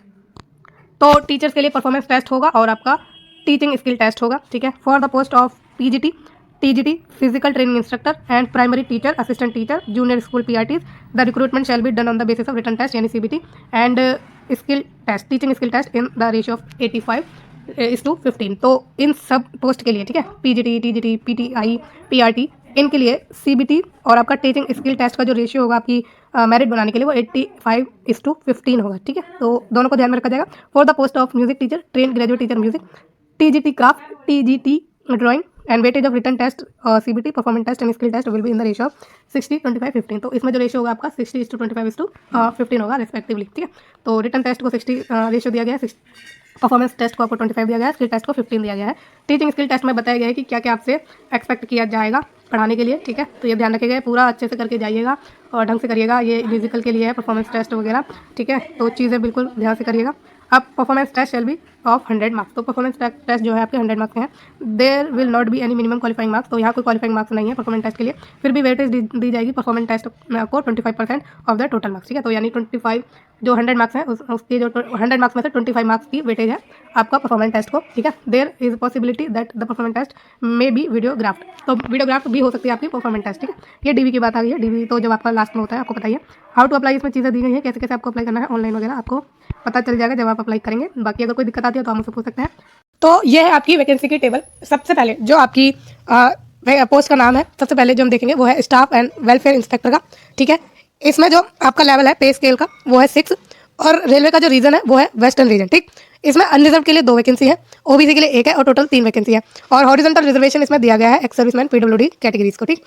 और नेक्स्ट बात करें लाइब्रेरियन की, तो NAI यानी कि national academy of Indian railway, जो कि आपकी गुजरात वडोदरा में है, यहाँ पर लाइब्रेरियन की वैकेंसी है और पे स्केल इसका 6 है।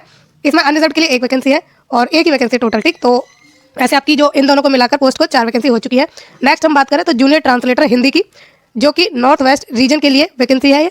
और इसमें जो लेवल है पे स्केल का वो 6 है। अनरिजर्व के लिए 4 वैकेंसी है इस पोस्ट की। SC के लिए 1 है, ST के लिए भी 1 है, OBC के लिए 1 है, EWS के लिए भी 1 है, टोटल 8 है। फिर वेस्टर्न सेंट्रल रीजन की बात करें जिसमें पोस्ट है आपकी स्टाफ एंड वेलफेयर इंस्पेक्टर की, ठीक है। स्टाफ एंड वेलफेयर इंस्पेक्टर की वेस्टर्न सेंट्रल रीजन के लिए पोस्ट है। पे लेवल इसका 6 है। इसमें जो है 1 अनरिजर्व के लिए है और 1 ही है टोटल, ठीक। तो इस तरह से आपकी टोटल इन दोनों पोस्ट को मिला के 9 है वैकेंसी। नेक्स्ट चलते हैं। और चीफ लॉ असिस्टेंट की जो पोस्ट है उसका पे लेवल 7 है। और जो रेलवे है वो है साउथ वेस्टर्न रेलवे, 1 अनरिजर्व की है इसमें वैकेंसी, 1 ST के लिए है, टोटल 2 है। फिर TGT इंग्लिश के लिए यानी ट्रेंड ग्रेजुएट टीचर इंग्लिश, पे लेवल इसका 6 है, सेम रीजन है साउथ वेस्टर्न रीजन और 1 की वैकेंसी इसमें वो अनरिजर्व के लिए है। फिर ट्रेन ग्रेजुएट टीचर हिंदी, पे लेवल 7 है, सेम आपका रीजन है और 1 की वैकेंसी वो भी अनरिजर्व के लिए है। फिर physical training instructor English medium, पे लेवल 7, सेम आपका रीजन, 1 वैकेंसी है वो भी अनरिजर्व के लिए है।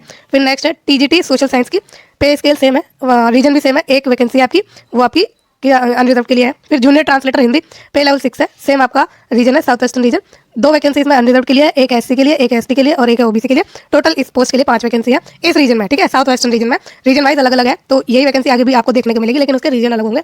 तो टेंशन मत लीजिएगा, ये मत सोचिएगा कि कम है आपकी वैकेंसी, नहीं। 1000 है तो 1000 आपकी कम नहीं है, क्योंकि गवर्नमेंट की वैकेंसी कम निकलती है, रेलवे में तो आपको पता है आती ही नहीं है। तो आई है तो इसका फायदा उठाइए और फॉर्म जरूर भरिएगा। वैकेंसी का नंबर को ध्यान में रखे बगैर, क्योंकि आपको आपकी पोस्ट चाहिए, 1 वैकेंसी के लिए आपको लड़ना है, जो कि इसमें अवेलेबल है। तो जरूर भरिए और अच्छी खासी आपकी तैयारी रखिए और अपने आप में अपना कॉन्फिडेंस बना के रखिए कि हाँ आप ये जो आपकी पोस्ट है वो आप ले सकते हैं, उस पर नौकरी आप ले सकते हैं, ठीक। फिर नेक्स्ट पोस्ट की बात करें तो स्टाफ एंड वेलफेयर इंस्पेक्टर की आपकी पोस्ट है, पे लेवल 6 है, सेम रीजन है साउथ वेस्टर्न और 1 वैकेंसी अनरिजर्व के लिए आपकी जो है 1 ही अनरिजर्व के लिए है, ठीक है। तो इस रीजन में साउथ वेस्टर्न रीजन में आपकी जो टोटल वैकेंसी है वो 12 है। अच्छा एक बात मैंने आपको बताना रह गया कि ये जो साउथ वेस्टर्न रीजन है RRB बेंगलोर के लिए है, मतलब बेंगलोर जो भी साउथ वेस्टर्न रीजन में जो भी रेलवे के पढ़ते हैं ना उसमें आपकी पोस्टिंग होगी और बेंगलोर से कहा जाता है। तो ऐसे ही आपका इसमें अजमेर है, RRB अजमेर और RRB अहमदाबाद। तो थोड़ी सी इसमें वो हो गया, मेरे को याद नहीं रहा बताना, तो एक बार चलो मैं फिर भी पोस्ट का नाम लेकर आपको बता दूँ। स्टाफ एंड वेलफेयर इंस्पेक्टर और librarian, RRB Ahmedabad sorry RRB Ahmedabad का ये आपका रीजन है। इसमें वेस्टर्न रीजन और NAI national academy of Indian railway, जो कि आपकी वडोदरा में पड़ता है, ठीक है। तो पोस्टिंग आपकी इसी रीजन में कहीं होगी। फिर नेक्स्ट बात करें अजमेर की, तो अजमेर में आपकी जो है junior translator Hindi, staff and welfare inspector की पोस्ट है। इसमें इसका मतलब ये नहीं है कि आपकी अजमेर में पोस्टिंग होगी, आपकी पोस्टिंग नॉर्थ वेस्टर्न रीजन का जो रेलवे का पड़ता है वहाँ कहीं भी हो सकती है, ठीक है। और बैंगलोर की बात करें तो इसमें मैंने आपको अभी बताया ही है। फिर नेक्स्ट है भोपाल का आपका RRB का सेंटर, तो ये इसमें जो आपकी वैकेंसी है ये आपका वेस्टर्न सेंट्रल रीजन है, ठीक है। वेस्टर्न सेंट्रल रीजन में जो भी इनके यूनिट्स हैं रेलवे के, वहाँ पर कहीं भी आपकी जो है पोस्टिंग हो सकती है। भोपाल में ही नहीं होगी, उसके जो एरिया में आते होंगे ना, भोपाल के सेंटर के एरिया में जो आते होंगे वेस्टर्न सेंट्रल रीजन में, उसमें आपकी पोस्टिंग होगी, ठीक। तो इसमें वो जो पीजीटी की पोस्ट है कॉमर्स के लिए, इसमें जो पे लेवल है, पे स्केल है, वो है 8। और वेस्टर्न सेंट्रल रीजन है, मैंने आपको बताया, जो भी हम अब बात करेंगे भोपाल के लिए, उसमें सारी जो है वेस्टर्न सेंट्रल रीजन में पड़ता है। तो इसमें जो पहली आपकी वो है पीजीटी की कॉमर्स की, एक इसमें अनरिजर्व के लिए है, टोटल एक ही वैकेंसी है। फिर पीजीटी की वैकेंसी हिंदी में और एक वैकेंसी है अनरिजर्व के लिए। फिर PGT teacher, sorry post graduate teacher PGT, इसमें जो है बायोलॉजी में है, इंग्लिश मीडियम है ये, और इसमें आपकी एक वैकेंसी है, वो है ओबीसी के लिए। फिर है पीजीटी केमिस्ट्री इंग्लिश मीडियम की है, टोटल एक वैकेंसी है, वो है आपकी अनरिजर्व के लिए। Post graduate teacher economics, total एक वैकेंसी है, वो भी अनरिजर्व के लिए है। फिर पीजीटी इंग्लिश, इसमें आपकी एक वैकेंसी है, वो भी अनरिजर्व के लिए है। नेक्स्ट है PGT history English medium, total 2 vacancy है, 2 में से एक एसटी के लिए है, एक आपकी ओबीसी के लिए है। नेक्स्ट है पीजीटी फिजिक्स, टोटल 2 वैकेंसी है, 2 में से एक अनरिजर्व के लिए है, एक ईडब्ल्यूएस के लिए है। चीफ लॉ असिस्टेंट की वैकेंसी है, टोटल 3, उसमें से एक अनरिजर्व के लिए है, एक एससी के लिए है और एक आपकी ईडब्ल्यूएस के लिए है। नेक्स्ट है टीजीटी इंग्लिश, टोटल आपकी जो है इसमें कितनी वैकेंसी है, सॉरी इसमें थोड़ी दिक्कत होगी, नहीं ठीक है, बिल्कुल ठीक है। तो कहाँ पर हम टीजीटी इंग्लिश, इसमें आपकी टोटल जो है 4 वैकेंसी है, 4 में से 2 अनरिजर्व के लिए है, एक एससी के लिए है, एक आपकी ओबीसी के लिए है। फिर नेक्स्ट पोस्ट आपकी टीजीटी हिंदी, और टोटल 4 वैकेंसी है, 4 में से एक अनरिजर्व के लिए, एक एसटी के लिए, एक ओबीसी के लिए और एक ईडब्ल्यूएस के लिए। नेक्स्ट है TGT math English medium, total 4 vacancy है, 4 में से 2 आपकी जो है अनरिजर्व के लिए है, एक आपकी एससी के लिए है, एक आपकी ओबीसी के लिए है। फिर नेक्स्ट आपकी टीजीटी साइंस, टोटल 3 वैकेंसी है, 3 में से 2 आपकी अनरिजर्व के लिए है, एक एससी के लिए है। नेक्स्ट है physical training instructor English medium male, एक आपकी टोटल वैकेंसी है, वो एसटी के लिए है। फिर टीजीटी सोशल साइंस फीमेल, एक वैकेंसी है आपकी ओबीसी के लिए। फिर TGT craft English medium, 2 vacancy है टोटल, उसमें एक अनरिजर्व के लिए और एक ओबीसी के लिए। अब नेक्स्ट बात करें तो भोपाल का ही आपका सेंटर है वेस्टर्न सेंट्रल रीजन, और इसमें जूनियर ट्रांसलेटर हिंदी, इसमें जो टोटल पोस्ट है आपकी वो है 7 में से 3 आपकी अनरिजर्व के लिए है, एक एससी के लिए है, एक एसटी के लिए है, एक ओबीसी के लिए है और एक ईडब्ल्यूएस के लिए है। स्टाफ एंड वेलफेयर इंस्पेक्टर, जो कि वेस्टर्न रीजन के लिए इसमें आपकी पोस्टिंग होगी, मतलब वेस्टर्न रीजन के लिए आपकी वैकेंसी है, टोटल इसमें एक वैकेंसी है, वो अनरिजर्व के लिए है। प्राइमरी रेलवे टीचर पीआरटी, इसमें टोटल 21 वैकेंसी है और वेस्टर्न सेंट्रल रीजन की है। इसमें 10 आपकी अनरिजर्व के लिए है, 3 एससी के लिए है, एक एसटी के लिए है, 5 ओबीसी के लिए है, 2 ईडब्ल्यूएस के लिए है। Primary railway teacher, total 3 vacancy है, वेस्टर्न रीजन के लिए आपकी वैकेंसी है, तीनों की तीनों आपकी अनरिजर्व की कैटेगरी के लिए है। लेबोरेटरी असिस्टेंट स्कूल के लिए जो आपकी ये वैकेंसी पोस्ट है, ये वेस्टर्न सेंट्रल रीजन के लिए, टोटल 2 वैकेंसी, दोनों ही आपकी क्या है, अनरिजर्व के लिए, ठीक है। इस तरह आपका टोटल जो भोपाल के सेंटर के लिए रीजन है वो है 66। फिर नेक्स्ट बात करते हैं भुवनेश्वर की।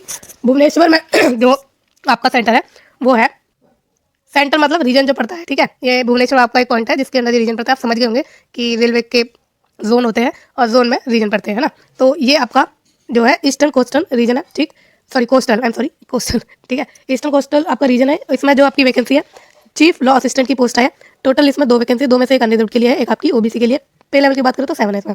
जूनियर ट्रांसलेटर हिंदी की बात करें, टोटल 5 वैकेंसी है इसमें, 5 में से 3 आपकी अनरिजर्व के लिए है, एक ओबीसी के लिए है और एक आपकी ईडब्ल्यूएस के लिए है। 6 इसका पे लेवल है। स्टाफ एंड वेलफेयर इंस्पेक्टर की बात करें तो 3 इसमें आपकी वैकेंसी है, जिसमें से 2 अनरिजर्व के लिए है, एक आपकी एससी के लिए है और 6 इसका पे लेवल है। नेक्स्ट बात करें आपकी जोन की तो बिलासपुर का है, और इसमें जो है आपका जो रीजन पड़ेगा वो है, इसमें जो रीजन आपके वो है साउथ ईस्ट सेंट्रल रीजन। तो चलिए देखते हैं इसमें आपकी कौन कौन सी पोस्ट है। तो टीजीटी की पोस्ट है कॉमर्स की, ठीक है, पीजीटी की कॉमर्स की पोस्ट है, टोटल इसमें वैकेंसी 3 है, 3 में से एक अनरिजर्व के लिए है, 2 है आपकी ओबीसी के लिए।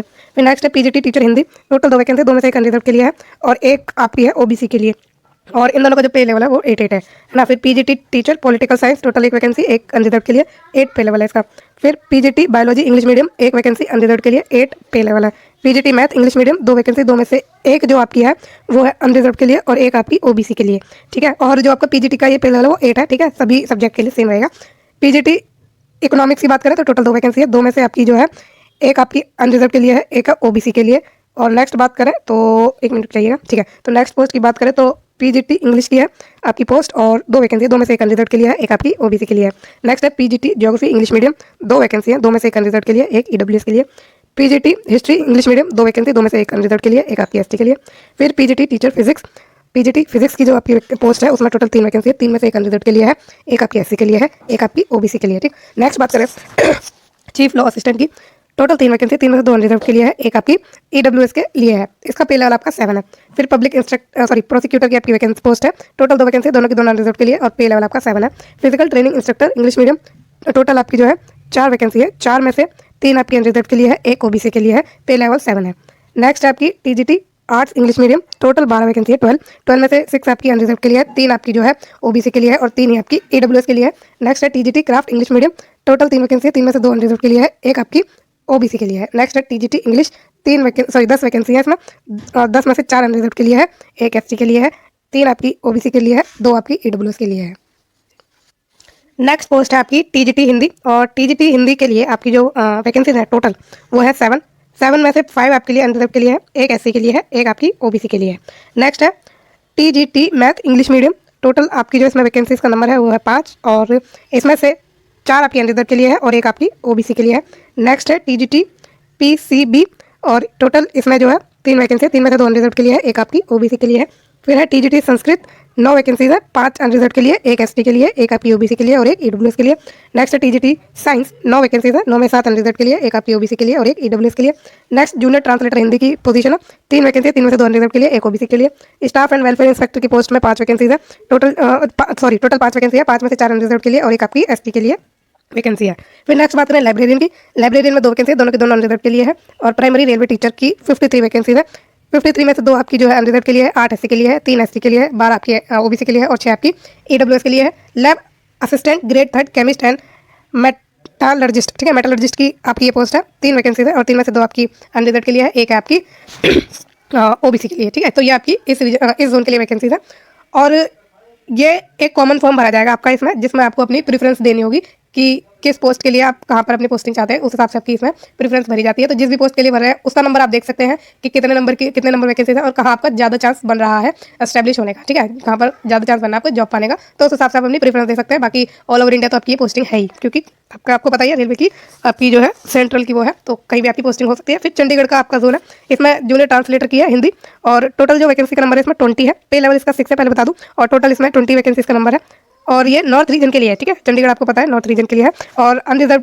के लिए 8 है इसमें वैकेंसी, 3 एससी के लिए है, 2 एसटी के लिए है, और ओबीसी के लिए 5 है, ईडब्ल्यूएस के लिए कितनी है, 2 है, ठीक। फिर नेक्स्ट है staff and welfare inspector, total 2 vacancy है, 2 में से 1 एससी के लिए और 1 ईडब्ल्यूएस के लिए है, पे लेवल सेम 6 है। फिर नेक्स्ट है आपका चेन्नई का जोन, और इसमें अलग अलग रीजन है तो वो हम देखेंगे और जानते हैं पहली पोस्ट का। तो पीजीटी कॉमर्स के लिए आपकी जो टोटल वैकेंसी है वो 1 है, और 1 आपकी वो भी आपकी अनरिजर्व के लिए है, और रेलवे में पड़ेगा साउथ रीजन का, ठीक है। और टोटल जो है इसमें पे लेवल 8 है। पीजीटी इकोनॉमिक्स की बात करें तो 1 वैकेंसी है अनरिजर्व के लिए, साउथ रीजन है, 8 इसमें पे लेवल है। चीफ लॉ असिस्टेंट की बात करें टोटल 4 वैकेंसी का नंबर है, 4 में से 2 अनरिजर्व के लिए है, 1 आपकी जो है एससी के लिए है और 1 आपकी ओबीसी के लिए है, साउथ रीजन है। पब्लिक प्रोसिक्यूटर टोटल 12 वैकेंसीज है, 12 में से 7 है अनरिजर्व के लिए, 2 एससी के लिए, 1 एसटी के लिए और 1 आपकी ओबीसी के लिए और 1 आपकी ईडब्ल्यूएस के लिए, पे लेवल 7 है, और आपका चीफ लॉ असिस्टेंट के लिए भी पे लेवल 7 है, और रीजन आपका सेम है साउथ रीजन। फिर फिजिकल ट्रेनिंग इंस्ट्रक्टर और इंग्लिश मीडियम का है, और 2 वैकेंसी है टोटल, 2 में से 1 अनरिजर्व के लिए, 1 ईडब्ल्यूएस के लिए, पे level 7 south region. TGT English 4 vacancy है, 4 में से 3 अनरिजर्व के लिए, 1 एसटी के लिए, पे लेवल 7 साउथ रीजन है। फिर है आपका TGT math English medium, total 7 vacancy है, 7 में से 5 अनरिजर्व के लिए, 1 एसटी के लिए, 1 एसटी के लिए। नेक्स्ट है सेम रीजन है, ठीक है। नेक्स्ट है आपके पास टीजीटी साइंस, 6 वैकेंसी है, 6 में से 5 अनरिजर्व के लिए, 1 एससी के लिए है, ठीक है, और सेम रीजन और सेम आपका पे लेवल है 7। फिर नेक्स्ट है बात करें TGT craft English medium, 1 vacancy है, वो भी अनरिजर्व के लिए, पे लेवल 7 और साउथ रीजन। फिर टीजीटी हिस्ट्री की बात करें 11 वैकेंसी है, 11 में से नॉन रिजर्व के लिए, 2 आपकी एससी के लिए है और पे लेवल 7 है 7 और साउथ रीजन है। नेक्स्ट है जूनियर इंस्ट्रक्टर की पोस्ट हिंदी, टोटल 2 वैकेंसी है, 2 में से 1 आपकी अनरिजर्व के लिए है, 1 एससी के लिए, साउथ रीजन है, पे लेवल 6 है आपका। फिर नेक्स्ट बात करें आपकी जो पोस्ट है वो जूनियर ट्रांसलेटर हिंदी की ही है, टोटल वैकेंसी इसका नंबर है इसमें 3 में से 1 आपकी अनरिजर्व के लिए है और 1 ही आपकी ओबीसी के लिए है और 1 ही आपकी ईडब्ल्यूएस की है, और लेवल की बात करें तो 6 है पे लेवल। और इसका जो रीजन या पीयू है वो है आपका तो इसका जो आपका रेलवे है या पीयू है वो है आईसीएफ यानी इंटीग्रल कोच फैक्ट्री, जो कि चेन्नई में ही है, ठीक है। इसमें आपकी जूनियर ट्रांसलेटर हिंदी की पोस्ट है। फिर है next post staff and welfare inspector की, ये साउथ रीजन के लिए है और टोटल 2 वैकेंसी है इसमें, 1 अनरिजर्व के लिए, 1 एससी के लिए, पे लेवल आपका 6 है। नेक्स्ट है लाइब्रेरियन की पोस्ट, और इसमें जो आपकी वैकेंसी है टोटल 1 ही है और वो भी आपकी जो है ओबीसी के लिए है, साउथ रीजन में है और 6 आपका लेवल है। Primary railway teacher 9 vacancy total, 9 में से 5 आपके अनरिजर्व के लिए है, 1 आपकी ओबीसी के लिए है और 3 आपकी ईडब्ल्यूएस के लिए, साउथ रीजन है और पे लेवल 6 है। फिर प्राइमरी टीचर की बात करें तो हिंदी की है इसमें पोस्ट और 3 टोटल वैकेंसी है, 3 में से 2 आपकी अनरिजर्व के लिए है, 1 आपकी जो है ओबीसी के लिए है, साउथ रीजन और पे लेवल 6 है। फिर है प्राइमरी टीचर तमिल, 1 वैकेंसी है, वो भी आपकी ओबीसी के लिए है, सेम आपका पे लेवल और रीजन है। और laboratory assistant school total 4 vacancy, 4 में से 3 अनरिजर्व के लिए है, 1 एससी के लिए और पे लेवल 4 है और साउथ रीजन है। Lab assistant grade 3 chemist and metallurgist, और इसमें टोटल 2 वैकेंसी है, 2 में से 1 आपकी एसटी के लिए है और 2 में से 1 एसटी के लिए है। नेक्स्ट 1 मिनट रुकिएगा, यहाँ पर ये आई थिंक एक पोस्ट को दिखाना भूल गए हैं मेरे ख्याल से, ठीक है कोई बात नहीं। तो एक होगी किसी कैटेगरी के अंदर, क्योंकि देखिए आप खुद देख सकते हैं, मतलब नजर नहीं आ रहा। तो चलिए आगे बढ़ते हैं, इसमें देख लिया वैसे हमने। तो 2 पे लेवल का साउथ रीजन के लिए आपकी पोस्ट है, ठीक। और नेक्स्ट बात करें आपका गोरखपुर के लिए जो वैकेंसीज है, इसमें देख लेते हैं। तो पीजीटी हिंदी के लिए जो इसमें रीजन है नॉर्थ ईस्टर्न रीजन है, पे लेवल इसका 8 है और टोटल वैकेंसीज का नंबर 3 है। 3 में से एक अनरिजर्व के लिए, एक एससी के लिए और एक एसटी के लिए है। नेक्स्ट है PGT biology English medium, 3 vacancies है। 3 में से एक अनरिजर्व के लिए, एक एससी के लिए और एक आपकी ओबीसी के लिए है। फिर PGT math English medium, 2 vacancy है, 2 में से एक एससी के लिए और एक एसटी के लिए। और सेम आपका रीजन है, ठीक है, नॉर्थ ईस्टर्न रीजन। जहाँ रीजन चेंज होगा वो आपको बता दिया जाएगा। फिर post graduate teacher chemistry English medium, 1 vacancy है और वो आपकी एसटी के लिए है। पीजीटी इकोनॉमिक्स, एक आपकी वैकेंसी है, वो आपकी एससी के लिए है। PGT teacher home science English medium, 1 vacancy है अनरिजर्व के लिए। और पीजीटी टीचर फिजिक्स और 2 वैकेंसी है, 2 में से एक आपके अनरिजर्व और एक एसटी के लिए है, ठीक है। फिर पीजीटी सोशियोलॉजी, इसमें टोटल 2 वैकेंसी है, 2 में से एक आपकी अनरिजर्व के लिए है और एक आपकी एससी के लिए है। नेक्स्ट बात करें साइंटिफिक सुपरवाइजर और एर्गोनॉमिक्स एंड ट्रेनिंग, इसमें जो आपकी वैकेंसी का नंबर है वो 3 है। 3 में से एक अनरिजर्व के लिए है, एक एससी के लिए है और एक आपकी ओबीसी के लिए है। इसमें पे लेवल आपका 7 है, ठीक है। और इसमें रीजन की बात करें तो रीजन आपका है आरडी, जो कि है research design and standard organisation, ठीक है। ये लखनऊ में है, यहाँ पर आपकी पोस्टिंग होगी। और इसमें टोटल वैकेंसी 6 है। 6 में से 2 आपकी जो है सॉरी मैंने बता दिया ना वैकेंसी का नंबर, थोड़ा सॉरी इसमें थोड़ा बहुत नैरोस में लिखा हुआ है ना, इसलिए कंफ्यूजन हो जाता है। तो ठीक है, इसका मैंने आपको वैकेंसी का नंबर बता दिया। नेक्स्ट बात करते हैं टीजीटी इंग्लिश, इसमें टोटल 6 वैकेंसी है। 6 में से 2 आपकी अनरिजर्व के लिए, एक एससी के लिए, एक एसटी के लिए और एक ओबीसी के लिए है। नॉर्थ ईस्टर्न रीजन है, 7 इसका पे लेवल है। फिर टीजीटी हिंदी की बात करें तो 1 वैकेंसी है, वो भी आपकी एसटी के लिए है। सेम आपका रीजन और सेम पे स्केल है। फिर टीजीटी आपकी मैथ है, 2 वैकेंसी है, 2 में से एक अनरिजर्व के लिए और एक एसटी के लिए है। फिर टीजीटी साइंस, 2 वैकेंसी, 2 में से एक अनरिजर्व के लिए और एक आपकी एससी के लिए है। नेक्स्ट बात करें साइंटिफिक असिस्टेंट ट्रेनिंग, इसमें टोटल 2 वैकेंसी है, दोनों के दोनों अनरिजर्व के लिए, आरडीएसओ में रहेगी आपकी और 6 इसका पे लेवल है। फिर जूनियर ट्रांसलेटर हिंदी, टोटल आपकी 9 वैकेंसी है, 9 में से 4 अनरिजर्व के लिए, एक एससी के लिए, एक एससी के लिए, 2 ओबीसी के लिए और एक ईडब्ल्यूएस के लिए है। नॉर्थ ईस्टर्न रीजन है, पे लेवल इसका 6 है। फिर जूनियर ट्रांसलेटर हिंदी की 1 वैकेंसी है और अनरिजर्व के लिए है वो और आरडीएसओ में रहेगी आपकी, ठीक है। और staff and welfare inspector total 4 vacancy है, 4 में से 3 आपकी अनरिजर्व के लिए है, एक एसटी के लिए है। नॉर्थ ईस्टर्न रीजन है, पे लेवल आपका 6 है। फिर लाइब्रेरियन की पोस्ट है, जो टोटल 4 वैकेंसी है, 4 में से एक अनरिजर्व के लिए, 2 आपकी ओबीसी के लिए और एक ईडब्ल्यूएस के लिए और 6 पे लेवल है और नॉर्थ ईस्टर्न आपका रीजन है, ठीक। नेक्स्ट चलते हैं, आगे बढ़ते हैं और गुवाहाटी की बात करते हैं। तो इसमें जो आपकी पोस्ट है वो पीजीटी कॉमर्स, टोटल 2 वैकेंसी, दोनों ही अनरिजर्व के लिए और ये है आपका पे लेवल इसमें 8। और बात करें इसके रीजन की तो रीजन है आपका नॉर्थ ईस्ट फ्रंटियर, ठीक है। तो ये नॉर्थ फ्रंटियर है, सॉरी ईस्ट नहीं, नॉर्थ, शायद नॉर्थ ईस्ट फ्रंटियर है। फिर पीजीटी की बात करें तो हिंदी है, हिंदी के लिए पोस्ट है और टोटल 4 वैकेंसी, 4 में से 2 आपके अनरिजर्व के लिए, एक एससी के लिए और एक आपकी ओबीसी के लिए है, ठीक है। तो रीजन सेम ही है, जहाँ चेंज होगा आपको बता दिया जाएगा। नेक्स्ट है पीजीटी पॉलिटिकल साइंस, 5 वैकेंसी, 5 में से 2 अनरिजर्व के लिए, एक एससी के लिए और एक आपकी ओबीसी के लिए है और एक आपकी ईडब्ल्यूएस के लिए। पे लेवल 8 है पीजीटी का। फिर पीजीटी है बंगाली के लिए और 1 वैकेंसी है और वो आपकी ओबीसी के लिए है। नेक्स्ट है PGT biology English medium, total 3 vacancy है, 3 में से एक अनरिजर्व के लिए, एक एससी के लिए और एक ओबीसी के लिए है। फिर PGT chemistry English medium, 1 vacancy है, वो आपकी एससी के लिए है। फिर पीजीटी इकोनॉमिक्स, 2 वैकेंसी है, 2 में से एक ओबीसी के लिए, एक ईडब्ल्यूएस के लिए है। पीजीटी इंग्लिश, 2 वैकेंसी है, 2 में से एक अनरिजर्व के लिए और एक ईडब्ल्यूएस के लिए है। PGT geography English medium, 4 vacancy है, 4 में से 2 अनरिजर्व के लिए, एक आपकी एसटी के लिए और एक आपकी ओबीसी के लिए है। नेक्स्ट है PGT history English medium, 5 vacancy है, 5 में से एक अनरिजर्व के लिए, एक एससी के लिए, एक एसटी के लिए और एक आपकी 2 आपकी ओबीसी के लिए है। फिर पीजीटी सोशियोलॉजी, 2 वैकेंसी है, एक उसमें आपकी अनरिजर्व के लिए है और एक ओबीसी के लिए है। फिर है पीजीटी फिजिकल एजुकेशन, 1 वैकेंसी है, वो अनरिजर्व के लिए है। फिर पीजीटी कंप्यूटर साइंस, 1 वैकेंसी है, अनरिजर्व के लिए। नेक्स्ट है TGT drawing English medium, total 2 vacancy, 2 में से एक अनरिजर्व के लिए, एक एससी के लिए, पे लेवल इसका 7 है। फिर physical training instructor English medium, 5 vacancy है, 5 में से एक अनरिजर्व के लिए, एक एससी के लिए, एक एसटी के लिए, एक ओबीसी के लिए, एक ईडब्ल्यूएस के लिए और पे लेवल इसमें आपका 7 है, ठीक है। फिर नेक्स्ट है train graduate teacher arts Bengali medium, 3 vacancy, 3 में से एक एससी के लिए, एक एसटी के लिए और एक आपकी ईडब्ल्यूएस के लिए है। नेक्स्ट है इसमें TGT arts English medium, total 15 vacancy, 15 में से 6 अनरिजर्व के लिए, 2 एससी के लिए, एक एसटी के लिए, 5 ओबीसी के लिए और एक ईडब्ल्यूएस के लिए। फिर नेक्स्ट है आपकी टीजीटी इंग्लिश, 8 वैकेंसी है, उसमें से 2 अनरिजर्व के लिए, 2 एससी के लिए, एक एसटी के लिए, 2 आपकी ओबीसी के लिए और एक ईडब्ल्यूएस के लिए। फिर TGT geography English medium, 1 vacancy है, वो अनरिजर्व के लिए है।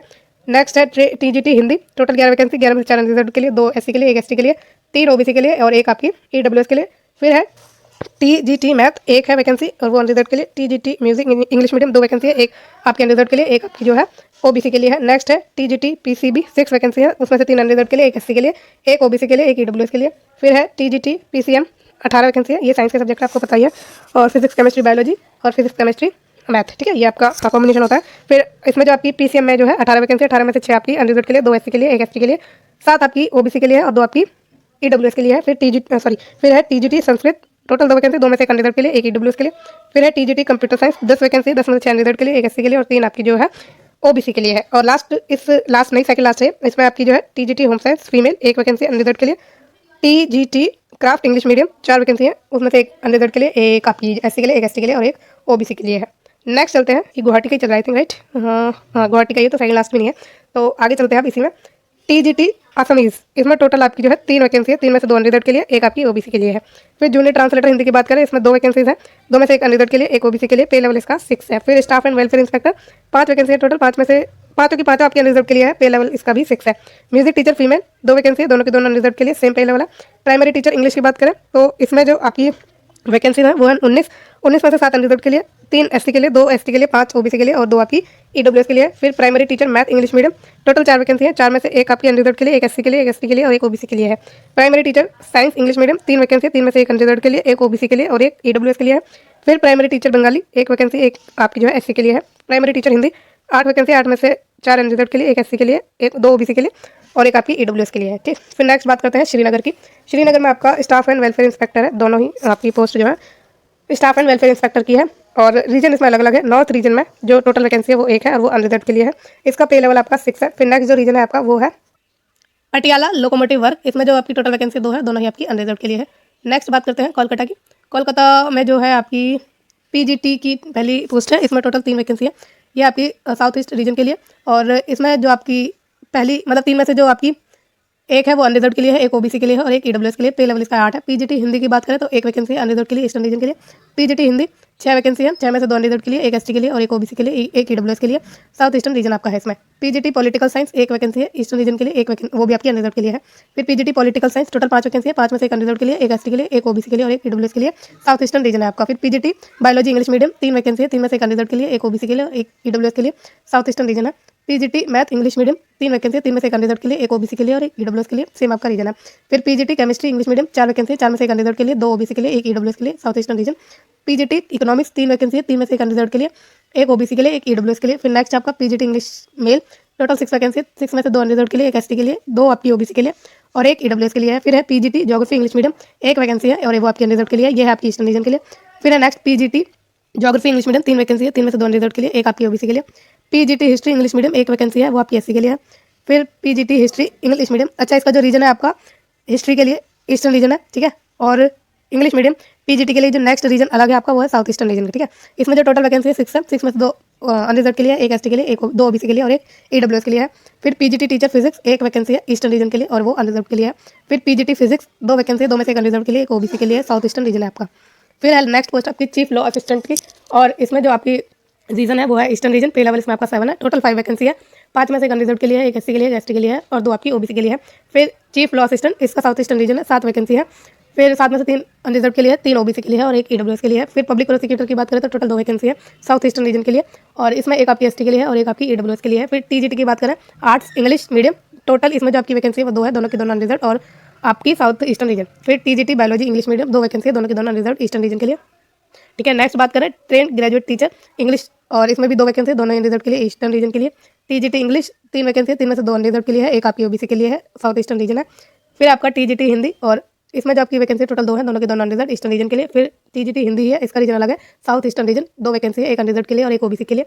नेक्स्ट है टीजीटी साइंस ईस्टर्न रीजन, 1 इसमें आपकी जो है वैकेंसी है और वो भी आपकी क्या है एसटी के लिए है, ठीक है। फिर नेक्स्ट बात करें तो ये जो आपकी है TGT science south eastern region है, 6 वैकेंसीज है, 2 उसमें आपकी अनरिजर्व के लिए, 1 एससी के लिए है, 2 आपकी ओबीसी के लिए है और 1 आपकी ईडब्ल्यूएस के लिए है। फिर TGT social science female 3 vacancy है, 3 में से 2 एसटी के लिए और 1 ईडब्ल्यूएस के लिए ईस्टर्न रीजन है।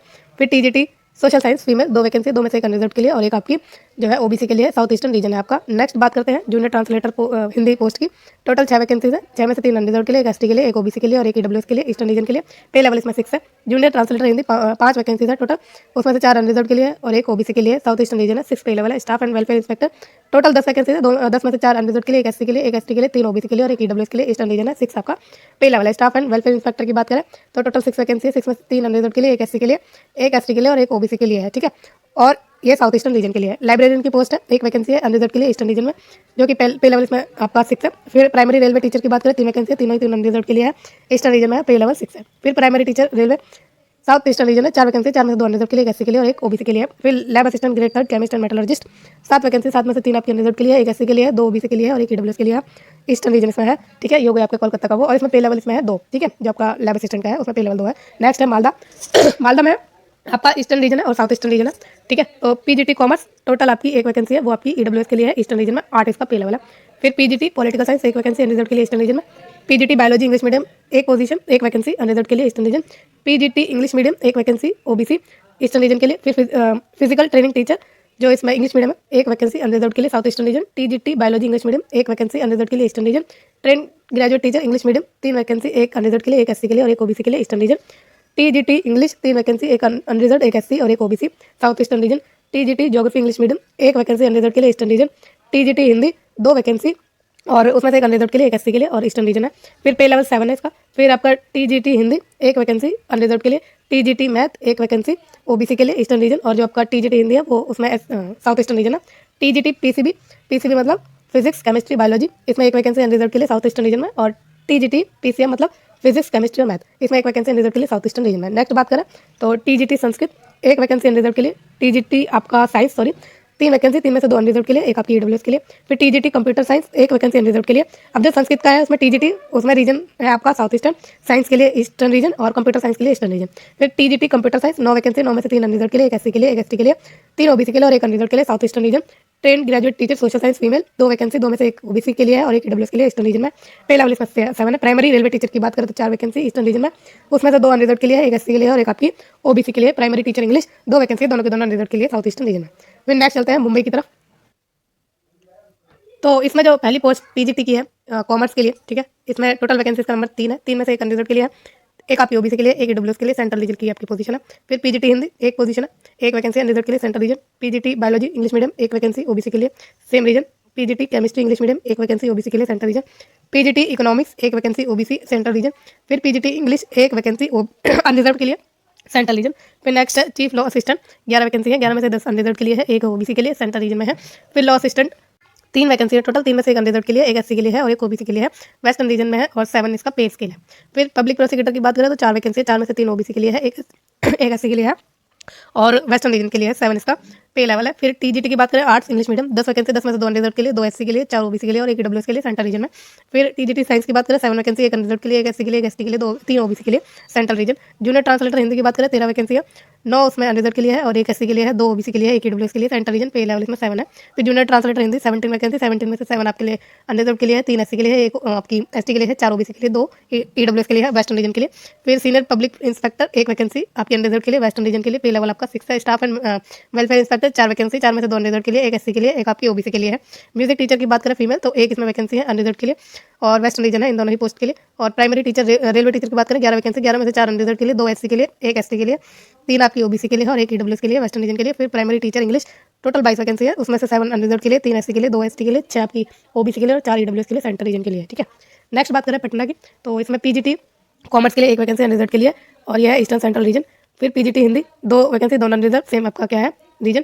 फिर पीजीटी पॉलिटिकल साइंस 3 वैकेंसी, 2 उसमें अनरिजर्व के लिए, एक आपकी ओबीसी के लिए है, सेम आपके रीजन है ईस्टर्न सेंट्रल रीजन। फिर पीजीटी की बात करें बायोलॉजी इंग्लिश मीडियम 2 वैकेंसी है, दोनों के दोनों अनरिजर्व के लिए। PGT math English medium 2 vacancy, दोनों अनरिजर्व के लिए। PGT chemistry English medium 3 vacancy, 3 में से एक अनरिजर्व के लिए, एक एससी के लिए और एक आपकी ओबीसी के लिए। फिर पीजीटी कंप्यूटर साइंस 2 वैकेंसी, उसमें से एक अनरिजर्व के लिए, एक ओबीसी के लिए।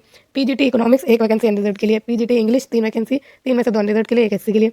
PGT geography English medium 1 vacancy SC के लिए। PGT history English medium 2 vacancy, उसमें से एक अनरिजर्व के लिए, एक ओबीसी के लिए। फिर पीजीटी फिजिक्स 3 वैकेंसी, उसमें से 2 अनरिजर्व के लिए है, एक आपकी ओबीसी के लिए है। चीफ लॉ असिस्टेंट की बात करें 5 वैकेंसी, उसमें से 4 अनरिजर्व के लिए, एक एससी के लिए है। फिर TGT arts English medium 1 vacancy unreserve के लिए है।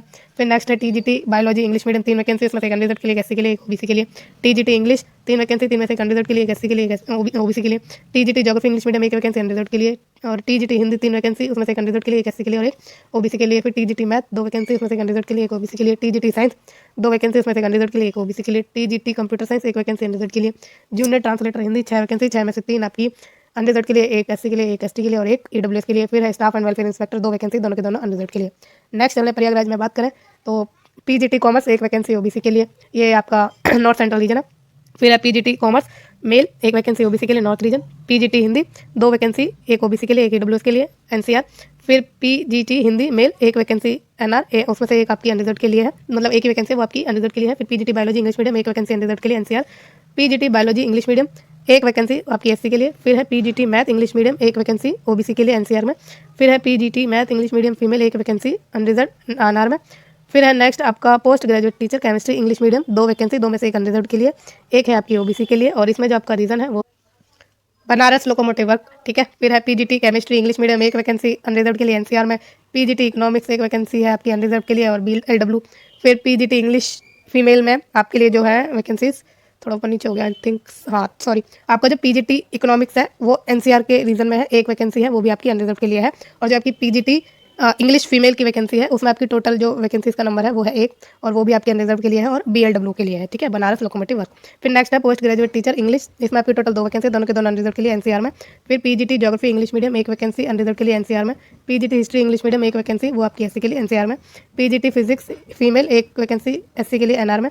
फिर आपकी पीजीटी फिजिक्स मेल और एक वैकेंसी है BLW में, वो भी अनरिजर्व की कैटेगरी में है। और इसी इसी यही post PGT physics male north region में है एसटी के लिए और एक ही वैकेंसी है टोटल। फिर पीजीटी फिजिकल एजुकेशन एक वैकेंसी अनरिजर्व के लिए BLW में। फिर चीफ लॉ असिस्टेंट 4 वैकेंसी, 4 में से 2 अनरिजर्व के लिए, एक आपकी ओबीसी के लिए, एक ईडब्ल्यूएस के लिए एनसीआर में। फिर physical training instructor English medium एक वैकेंसी अनरिजर्व के लिए BLW में। फिर TGT biology English medium 2 vacancy, इसमें से एक अनरिजर्व के लिए एससी के लिए BLW में। फिर नेक्स्ट है आपका टीजीटी इंग्लिश एक वैकेंसी और ये आपकी ओबीसी के लिए है BLW में। फिर टीजीटी इंग्लिश इसमें एनसीआर का रीजन है एक वैकेंसी और वो ईडब्ल्यूएस के लिए है। फिर टीजीटी ज्योग्राफी इंग्लिश मीडियम एक वैकेंसी, वो है आपकी ओबीसी के लिए और एनसीआर के रीजन में है। फिर नेक्स्ट है TGT math and science 3 vacancy है, 3 में से एक अनरिजर्व के लिए है, एक आपकी ओबीसी के लिए, एक ईडब्ल्यूएस के लिए और नॉर्थ सेंट्रल रीजन एनसीआर में है। फिर नेक्स्ट आपकी जो है TGT math English medium 4 vacancy, 4 में से 2 अनरिजर्व के लिए, एक एससी के लिए और एक ओबीसी के लिए है, BLW में है। फिर टीजीटी म्यूजिक इंग्लिश मीडियम एक वैकेंसी अनरिजर्व के लिए BLW में। टीजीटी म्यूजिक इंग्लिश मीडियम एक वैकेंसी एनसीआर में, वो भी आपकी जो है ओबीसी की कैटेगरी के लिए है। फिर टीजीटी संस्कृत 2 वैकेंसी, उसमें से एक अनरिजर्व के लिए, एक एससी के लिए BLW में है। फिर आपका physical training instructor English medium male और एनसीआर के रीजन में एक वैकेंसी अनरिजर्व के अंडर है। फिर physical training instructor English medium male north region में है, एक वैकेंसी आपकी एससी के लिए है, टोटल एक ही वैकेंसी है। नेक्स्ट बात करें टीजीटी कंप्यूटर साइंस की, तो एक वैकेंसी है, वो आपके रिजल्ट के लिए है BLW में। फिर आपकी कंप्यूटर साइंस टीजीटी एक वैकेंसी आपकी ओबीसी के लिए नॉर्थ रीजन में है। फिर टीजीटी सोशल साइंस फीमेल एक वैकेंसी एसटी के लिए BLW में। फिर टीजीटी सोशल साइंस फीमेल के लिए ही एक वैकेंसी एनसीआर के रीजन में है। फिर टीजीटी होम साइंस फीमेल और इसमें जो एक वैकेंसी है वो आपकी ईडब्ल्यूएस के लिए है BLW में। फिर टीजीटी हिंदी फीमेल 2 वैकेंसी, 2 में से एक आपकी एससी के लिए है और एक ओबीसी के लिए है। और ये है आपकी सॉरी इसमें भी थोड़ा मिस्टेक हो गई, आई एम सो सॉरी, ये इतना उसमें लिखा है ना टेबल बना के, इनसे खुद मिस हो गया एक वैकेंसी का नंबर। तो आपका जो टीजीटी की पोस्ट है हिंदी फीमेल में वो है, उसमें एक वैकेंसी है नॉर्थ रीजन के लिए, ठीक है, वो अनरिजर्व के लिए है। फिर सीनियर पब्लिक इंस्पेक्टर की बात करें तो इसमें टोटल आपकी जो है 2 वैकेंसी है, 2 में से एक आपकी एससी के लिए है और एक ओबीसी के लिए है एनसीआर में। फिर नेक्स्ट है जूनियर ट्रांसलेटर हिंदी, इसमें भी आपकी टोटल 2 वैकेंसी है, दो में से एक आपकी एससी के लिए है, एक एसटी के लिए BLW रीजन में। फिर जूनियर ट्रांसलेटर हिंदी की बात करें एनसीआर के रीजन में है, 7 वैकेंसी है टोटल, 7 में से 3 अनरिजर्व के लिए है, एक एससी के लिए, एक एसटी के लिए, एक ओबीसी के लिए, एक ईडब्ल्यूएस के लिए। फिर स्टाफ एंड वेलफेयर इंस्पेक्टर की बात करें तो 5 वैकेंसीज है टोटल, एनसीआर रीजन है और इसमें से 4 आपकी अनरिजर्व के लिए है, एक आपकी ओबीसी के लिए है। नेक्स्ट है लाइब्रेरियन की पोस्ट, एक वैकेंसी है, वो अनरिजर्व के लिए है BLW में। फिर प्राइमरी रेलवे टीचर की बात करें तो टोटल आपकी 17 वैकेंसी है, 17 में से 8 आपकी अनरिजर्व के लिए, एक एससी के लिए, एक एसटी के लिए, 5 ओबीसी के लिए और 2 ईडब्ल्यूएस के लिए एनसीआर के लिए। फिर assistant teacher female junior school की बात करें तो 2 वैकेंसी, दोनों के दोनों अनरिजर्व और नॉर्दर्न रीजन के लिए। फिर लेबोरेटरी असिस्टेंट स्कूल की बात करें तो एक वैकेंसी अनरिजर्व के लिए नॉर्दर्न रीजन के लिए है। फिर रांची पर आते हैं और इसमें टीजीटी की वैकेंसी है arts English medium, 2 total vacancy, 2 में से एक अनरिजर्व के लिए है, एक ओबीसी के लिए है और ये साउथ ईस्टर्न रीजन में है। फिर train graduate teacher biology English medium एक वैकेंसी अनरिजर्व के लिए, सेम रीजन है, इसमें सारा ही सेम रीजन है। फिर टीजीटी इंग्लिश की बात करें तो 5 वैकेंसी है, 5 में से 2 अनरिजर्व के लिए, एक एससी के लिए, एक ओबीसी के लिए, एक ईडब्ल्यूएस के लिए है। फिर टीजीटी हिंदी 2 वैकेंसी, 2 में से एक अनरिजर्व के लिए, एक ओबीसी के लिए है। टीजीटी पीसीबी की बात करें 5 वैकेंसी, 5 में से 2 अनरिजर्व के लिए, एक एससी के लिए और एक ओबीसी के लिए और एक ईडब्ल्यूएस के लिए है। फिर टीजीटी की बात करें पीसीएम 5 वैकेंसी है, 5 में से 2 अनरिजर्व के लिए, एक एससी के लिए, एक ओबीसी के लिए और एक ईडब्ल्यूएस के लिए है। फिर नेक्स्ट है टीजीटी कंप्यूटर साइंस 2 वैकेंसी, 2 में से एक अनरिजर्व के लिए है और एक आपकी ओबीसी के लिए है, ठीक है। रीजन आपका एससीआर ही है और लेवल इसमें पे लेवल 7 है। नेक्स्ट और लास्ट है इसका सिकंदराबाद, सिकंदराबाद में चीफ लॉ असिस्टेंट की पोस्ट है, टोटल 5 वैकेंसी है, 5 में से 2 अनरिजर्व के लिए है और एक एससी के लिए है, एक ओबीसी के लिए है और एक ईडब्ल्यूएस के लिए है और ये आपका साउथ सेंट्रल रीजन के लिए है, पे लेवल इसका 7 है। जूनियर ट्रांसलेटर हिंदी की बात करें 9 वैकेंसी, 9 में से 6 अनरिजर्व के लिए, 2 एससी के लिए, एक ईडब्ल्यूएस के लिए है आपकी वैकेंसी और सेम रीजन है और 6 इसका पे लेवल है। फिर स्टाफ एंड वेलफेयर इंस्पेक्टर की बात करें टोटल 2 वैकेंसी, 2 में से एक अनरिजर्व के लिए, एक एससी के लिए, सेम पे लेवल और सेम ही आपका क्या है रेलवे है उसका रीजन, ठीक है। तो ये सारी आपकी टोटल वैकेंसीज का ब्यौरा हो चुका है। तो ये वीडियो आपको कैसी लगी है मुझे ज़रूर बताइएगा, क्योंकि ये हमने लास्ट में वैकेंसीज का ब्यौरा इसलिए रखा क्योंकि बहुत टाइम लग गया है इसे डिस्कस करने में और ये आपकी प्रेफरेंस के लिए ज़रूरी भी है। तो जरूर देखिए आप कि कैसे कैसे आपको कहाँ कितना कैसे प्रेफरेंस देनी है, ठीक है। बाकी मुझे कमेंट के द्वारा ज़रूर बताइएगा कि आपको ये वीडियो कैसी लगी है और फ्यूचर में रेगुलर जॉब्स के अपडेट के लिए और इन टाइम वैकेंसीज की नोटिफिकेशन के लिए इस चैनल को लाइक शेयर और सब्सक्राइब जरूर कर दीजिएगा। Thank you so much.